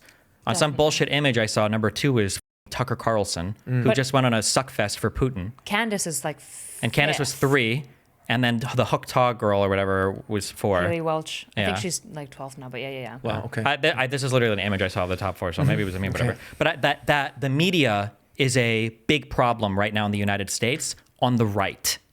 It is a uniquely horrible right-wing problem right now. It's not both sides. It's not the mainstream, whatever. It is the right. Because like the best example of this, if anybody ever wanted to read it, is if you look at the Fox News versus Dominion lawsuit, that complaint is insane. Like there's a reason why Fox settled the day before they went to court, the morning of. Because if you read the slides, it's literally like, this is bullshit. We know it's bullshit. We're going to bring her on and talk about it anyway. Because if we don't, we're going to lose all of our audience to Newsmax and OAN. They say it over and over again. They're lying. They're like blatantly lying. I wonder if how much do you think the U.S. is crippled right now? We're insanely crippled. Do we even support Ukraine? Do you have any idea? Does the rest of the world know? Biden supports, or what do you mean? Biden supports Ukraine. I'm saying that like people in Ukraine were waiting in a ditch for artillery shells where we debated whether or not the aid to them was going to be attached to an immigration bill that Donald Trump shot down because he wanted to keep it open for immigration bill, by the way. Yeah, or like I mean like the Angela Merkel said it like almost like a decade ago. No, yeah, almost a decade ago that like the Europe can't see America as being like the leader of the world. We can't wait on America anymore to. I think that was when Trump got elected. Yes, it was in 2016. Yeah, and it's to her to some extent, right? And then he started like walking back on a whole bunch of things we did internationally. Like America, we're so divided at home right now. We can't present a unified front to the world. Yeah, it's funny. I think my vision sort of for the EU is unfortunately maybe more pessimistic than yours, but I also don't think it's lasting much longer. I hate to say it, but I think it's heading in a. Why? What do you think is the next big? I don't. I just think Europe. I wish it was maybe more like the USA in terms of like we had a cohesive European identity, but we just don't. And I think people genuinely do not appreciate the European Union. They either do not think about it at all, like they know nothing about it, or they dislike it. Like the amount of people. I argued with British people who are like, I don't like the fact that all of the members of European Parliament are unelected or whatever. It's like, you guys vote for them, right? Bro, you distracted me now, but do you know there's something very interesting about the EU? Yeah. Again, people can correct me if I'm wrong, but from what I know, people complain. There's this common complaint towards the the EU, saying it's undemocratic and untransparent. So we don't want to be part of it. And the funny thing is, that is actually, there's a paradox there. Because the European Union has a similar mechanism, I think the US has one as well, where in order to get states or countries to buy in and not give up too much of their sovereignty, we have a mechanism that protects individual member states' sovereignty no matter of their population size. So if the European Union was democratic, right, which means we vote and the amount of people who vote for something, they win. If that was the case, Germany and France could go together, could pass everything. I think you've got your European Parliament. You have, I think it's the Commission, where it's one from each country. Exactly. So there's one organ, or is it called an organ in English as well? A government organ? Can you say that in English? We don't say this commonly, but yeah. Okay. There's one government institution where every country has equal vote, and not just this. One country saying no is done. So a small country like Latvia, Lithuania, these tiny countries with 3 million people, there are certain laws where they can veto and then it's over. This is undemocratic. That's not what the will of the European people, but it protects member state sovereignty, right? So I find it so weird. We're like, what do you want? Do you want to protect sovereignty or do you want a democratic European Union? What do you want? Yeah. This is a paradox. And by the way, also one that I don't think it's easy to solve, right? I think it's very difficult. I think I like the system as it is. There's good arguments for either side. Exactly. That's the issue with it. I just wish we had if we have a stronger European identity, we wouldn't need the sovereignty protections anymore as much, right? Obviously, right? We could be more the EU can be more democratic if it is more cohesive. Do you think Europe could ever move in the direction? I feel like the culture separations between each country is just so old big and distinct and intense that I just can't imagine Latvia being willing to be like, meh, I guess we're not really Latvian anymore. That's not going to happen. I think there's still so much nationalism in Europe, and what just frustrates me is that the fact that any European country can think they can stand on the international stage and be just more than a fart in the wind compared to countries like the United States, Russia, or China. They can't. The only way for any European country to have any relevancy is if we stand as one, united as the European Union. But I think also that it's not heading in a good direction. I think Russia's attack on the EU and not just the EU, also the attack on institutions and information warfare. The info war, I think is incredibly successful. Yeah, it sounds so cringy, but I think the culture war, not the trans people, but the actual. Well, they perpetuate that too. Sure. No, yeah, they use that as a wedge issue. But when you say culture war, conservatives are like, yeah, about the gays. The idea of turning everybody against each other, so we're fighting it at each other's throats over the stupidest issues all the time, has it crippled. I think Russia's invasion of Ukraine is probably not going as expected, but I think long-term wise, I think their information. Doing okay. I think I just started a book actually. It's called How Propaganda Works. Highly recommend it. It's very good. But Goebbels talks a lot about just this idea. Did I say his name wrong? Say it again. No, I think you said it better with than Dan about this. Look, I can just. How do you say it? I said Goebbels. Can you say Goebbels? Goebbels. Yeah, it's good. It's good. Better than Dan. Say it again one more time. Goebbels. Goebbels. Yeah, it's good. It's good. Was that worse than the first first time? No, it's good. Or can you say, just don't put an R in there. Some people do Goebbels, there's an sound. Okay. Goebbels. There's no R. Exactly, that's wrong. I said Goebbels. That's fine. That's fine. It's Go better. on. Goebbels. I don't know why I'm protecting this guy's name. Goebbels? Yeah. How dare you protect the Nazi? Fuck that guy. Exactly. Oh, Goebbels. Cut that out. Fuck you. Goebbels. All right. I heard some respect on it. I heard Goebbels say one time, as I read his books all the time. No, he talked a lot about how essentially democracy, it's interesting that the capitalism and the free market of a democratic institution created the greatest weapon by which to destroy it, which is propaganda and misinformation. And I feel when you look at Telegram specifically and different ways that Russian propaganda gets shoved, it's it constantly just comes down to discord, right? There isn't even a clear leaning. It's just, what can we get extremists to bite onto? And the terrifying part is, in America at least, the right wing is shooting the propaganda up to the top. It's not that the left doesn't have its own softness towards certain Russian propaganda. It's just they're more extremist left. You've got the Hassans and stuff like that. That are spaghetti on the wall. That's the approach. Yeah, they're chewing up and spitting it out. But you're not seeing it in the Bidens, the Kamala Harrises, which is a very interesting look at the American experiment of democracy or the European experiment of democracy, which is like, how does it stand in the face of social media where it is so easy to set up a number of bots and institutions to do essentially warfare through misinformation, because you can destroy a democracy by misinfo. I feel like this very true, but I feel like it makes me sound like such a boomer, and I hate that I have to say this. I'm going to agree with whatever you're about to say. I know it. I can feel it. I just think social media should be 18 plus or 21 plus. Oh, close. I was going to say, you should have to social security number ID yourself on social media. Yes, That me too. too. Yes. No anonymity. No. 100%. Bro, Yes. At the very least, Yes, that was what I was going to say next. I don't think I would say like we need this law 100%. Personally, I feel that. I'm just leaning but that I would way. say if you do media or if you're like a big account anywhere, at the very least, Even I should know individual what citizens, I even should know what individual country you're from. I think problem it is- should be attached to like something that is identifying, Yes. so that if you're doing, I just wanna know what crimes on country you're the from. The internet- problem is, Yes. I feel like doing that has like, I'm not deluding myself that has other big problems. It does. In terms of anonymity. But the I feel like internet's the as Wild long West. as It's the Wild West the right problem now. sort of is like with the prison example that I mentioned a few hours ago, maybe, is like, as long as the country is democratic and free and we can make sure of that, this should be okay, right? You should feel it should be safe for you to give you information. Yeah, get an internet bill of rights, things to protect you. Yeah, exactly. If you have your identity connected to this thing, then your But I government should also truly feel that protect you. every account online should be attached to an actual person. Agreed. And it has to move in this direction. Mm-hmm. And I think it should be 18, 21 plus. I don't think kids should be on Jonathan it. Haidt would love you. It's has a bad effect. Yeah, And I would it's say not demonstrably. good. Yeah.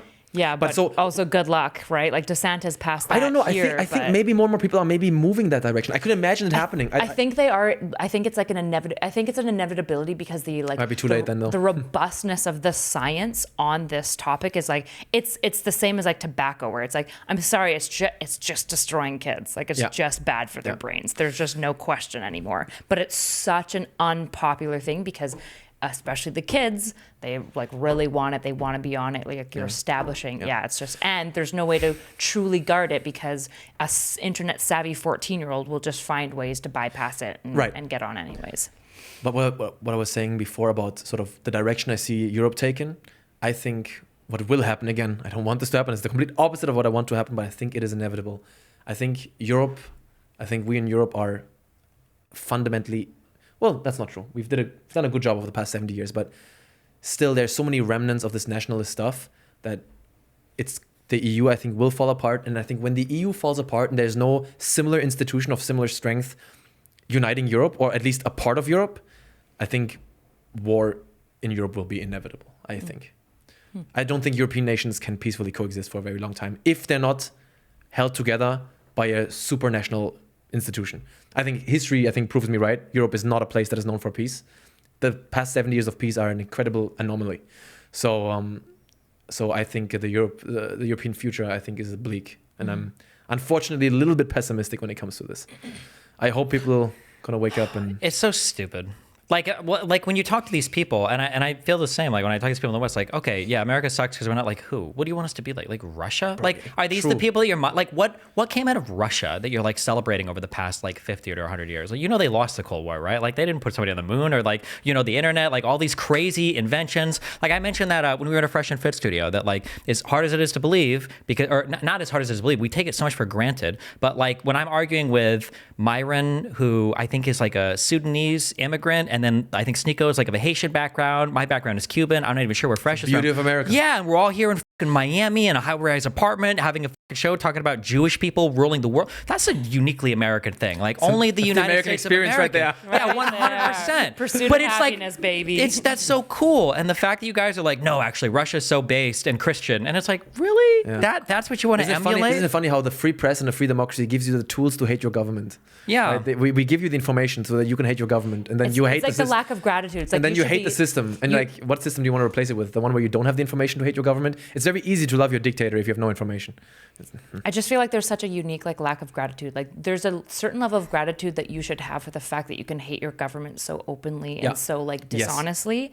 And the repercussions are YouTube doesn't want their advertisers isn't going to risk their advertisers pulling out because they don't want to be associated with you. That's like the biggest repercussion, which is a private industry. I don't know. I feel like maybe the liberal democracies have not done a good job of sort of perpetuating their system and telling people the values of the system. Yeah. I think one issue that kind of sucks is the left, as like the safe holders of our cultural understanding and everything, or at least a part of it, because at least over the past like maybe 10 to 20ish years have gotten so cucked on like the whole like white male stuff and all the identity politics that it's become very, very hard for them to criticize other types of cultures or things because you're instantly assumed to be the worst thing ever. And then because you're so in like self-blame mode, right, where like, you know, people say like, oh, America's a horrible place for black people, or America's like one of the most racist countries in the world. It's like, really? Seriously? The constantly throwing yourself under the bus is, I think that, yeah, when you shut in yourself so much, it's like, why would you even think? Yeah, but the funny thing is it's like self-defeating because a democracy needs to reflect on its issues in order to improve itself, right? But the last thing is important, yeah. Like I agree, we need to recognize the past, but we also need to see how far we've come. Exactly. Right? Yeah. That we've made so much progress on things. The fact that we're talking right now about whether or not we have enough trans people on the movie screen, when 20 years ago, trans people only existed in Jerry Springer shows, okay? That's awesome. That's a huge improvement. We should recognize that and keep fighting. You should keep fighting, but like recognize where we've come from. Yeah. Like, for real. Absolutely. Difficult. Social karma. And we do a full circle. You get points every time you're grateful for. You say thank you, America. You got a point. Thank you, big brother. 1 point for you. Anything we haven't asked you that we should? Anything else? Yeah. Good one. Dan forgot to say it yesterday. True, we did, yeah. How long have we been going? I completely lost track of time. Almost 3 hours. 3 hours. Holy shit. We're Holy yappers. shit. Is there Damn, anything that that was we haven't fun. asked you that we should ask you? Anything that you want to shout out? It didn't work out for Britain, by the way. What? They Brexited and they got f***ed for it. I hate that nobody. One thing, I'm sorry, there's a million things I can call out. One thing I don't like that conservatives have been able to do is they set all of the media agendas everywhere. I don't know how, but they do it. Even when they're not in the majority power, they do it. And they also have no accountability. Like, why Brexit was supposed to be like this huge saving grace for the United Kingdom, and it wasn't. It didn't help them at all. They've gotten by inflation. They've had more immigrants than ever now to try to shore up their lack of workforce and everything. But like, nobody thinks to hold the conservative idea, or at least the anti-European idea. I shouldn't say conservative because leftists, I think, supported it too, right? Yeah. That's so fucking annoying. Brexit is like one of those things where when it happened, it's like it was frustrating because there was the vote and then everyone screamed do-over after because tons of people didn't vote. And I was like so torn and I was like, you can't scream do-over after the election. Yeah. Why didn't you go to the You polls? have to vote. I think there was a vote. You could have gone. You didn't. That's it. Right. And I also, I wonder if the average or what the polling is in the UK on rejoining, because I'm not gonna lie, them leaving the EU was a complicated, difficult process. Of course, yeah. And I can imagine if I was British and I would have voted against Brexit, now that it's that we're out, I don't know if I would go back in, because I'm like, oh my God, we just went through this incredibly insane, very hard process of The leaving. problem too is if they go back, there's no way they're going to get the same deal that they had before. I don't know the details of the deal. That's why I don't know. So the UK, and if you're British and listen to this, you should feel extra stupid, right? The UK was in an awesome position because they weren't part of the, it's the European Economic Area or the Eurozone. They had their own currency, so they still had complete control over their own currency. They weren't part of Schengen, right? So they had not control part of Schengen? I don't need a visa to go there. So they were part of their, you might not need to, but that's not because of Schengen, that's because of UK policies. Oh, it's a special deal between the EU and... No, they just weren't part of Schengen at all. I understand, but the reason why I can go there without a visa is because the EU has an agreement with the UK, probably. Oh, not a Schengen agreement. Yeah, maybe. Yeah, but they had control over their borders. They had control over their currency. They were part of the parliament. Like, it was like everything you could have theoretically wanted from They're being an in there. island. Yeah, yeah. And then to leave, like, if they go back, are they going to get that same position again? I don't know if they want to. Like, at this point, I think they're just like, we're out now. Whether that was a good decision or not is a different question. Maybe in like 10 to 15 years, though, the if then the generations EU will is cycle still, a little if bit. the EU then is still what it is now, or Who is your authoritarian role model? Like, who does so well that everybody's like, I'm not asking you. I'm just. Oh, you mean like general? Okay. Yeah, like, what do you? I don't know. I hate it. It triggers. Oh man, but that's why I think you do a great job of sort of standing up for what is most hated by the left and the right, and that is liberal democracy. And I told this to you in person yesterday. I want to have it on the record now. I think it's important. Yeah. I think there are right wingers that if they would disappear, 100 people would replace them. Same goes for the left. These are like, but they all shit on sort of democracy and liberalism. And if you were gone, I don't think your voice, even though I don't agree with everything, I don't think you could be replaced. I don't know. I can't think of anybody who stands up for liberalism as strongly as you do. And I think that's very, very valuable. Well, thanks a lot. I do my best. Yeah. All right. Well, thanks for joining us. Where should people find you? Any projects coming up that we should? Oh, I don't know. Just I'm happy to go home to my wife and my dog. And Ranton on YouTube, Ranton on Twitch, and yeah. But don't bother leaving a comment because he doesn't give a what you No, think. I read the comments, bro. Don't I read say the comments. shit. He'll read it, Comment but in he the first doesn't 2 care. days. He doesn't care. Comment within the first 2 days, then I read it and I give you a nice little heart. Okay. And if you leave a negative comment, he doesn't care. Fuck Yeah, you. you're banned.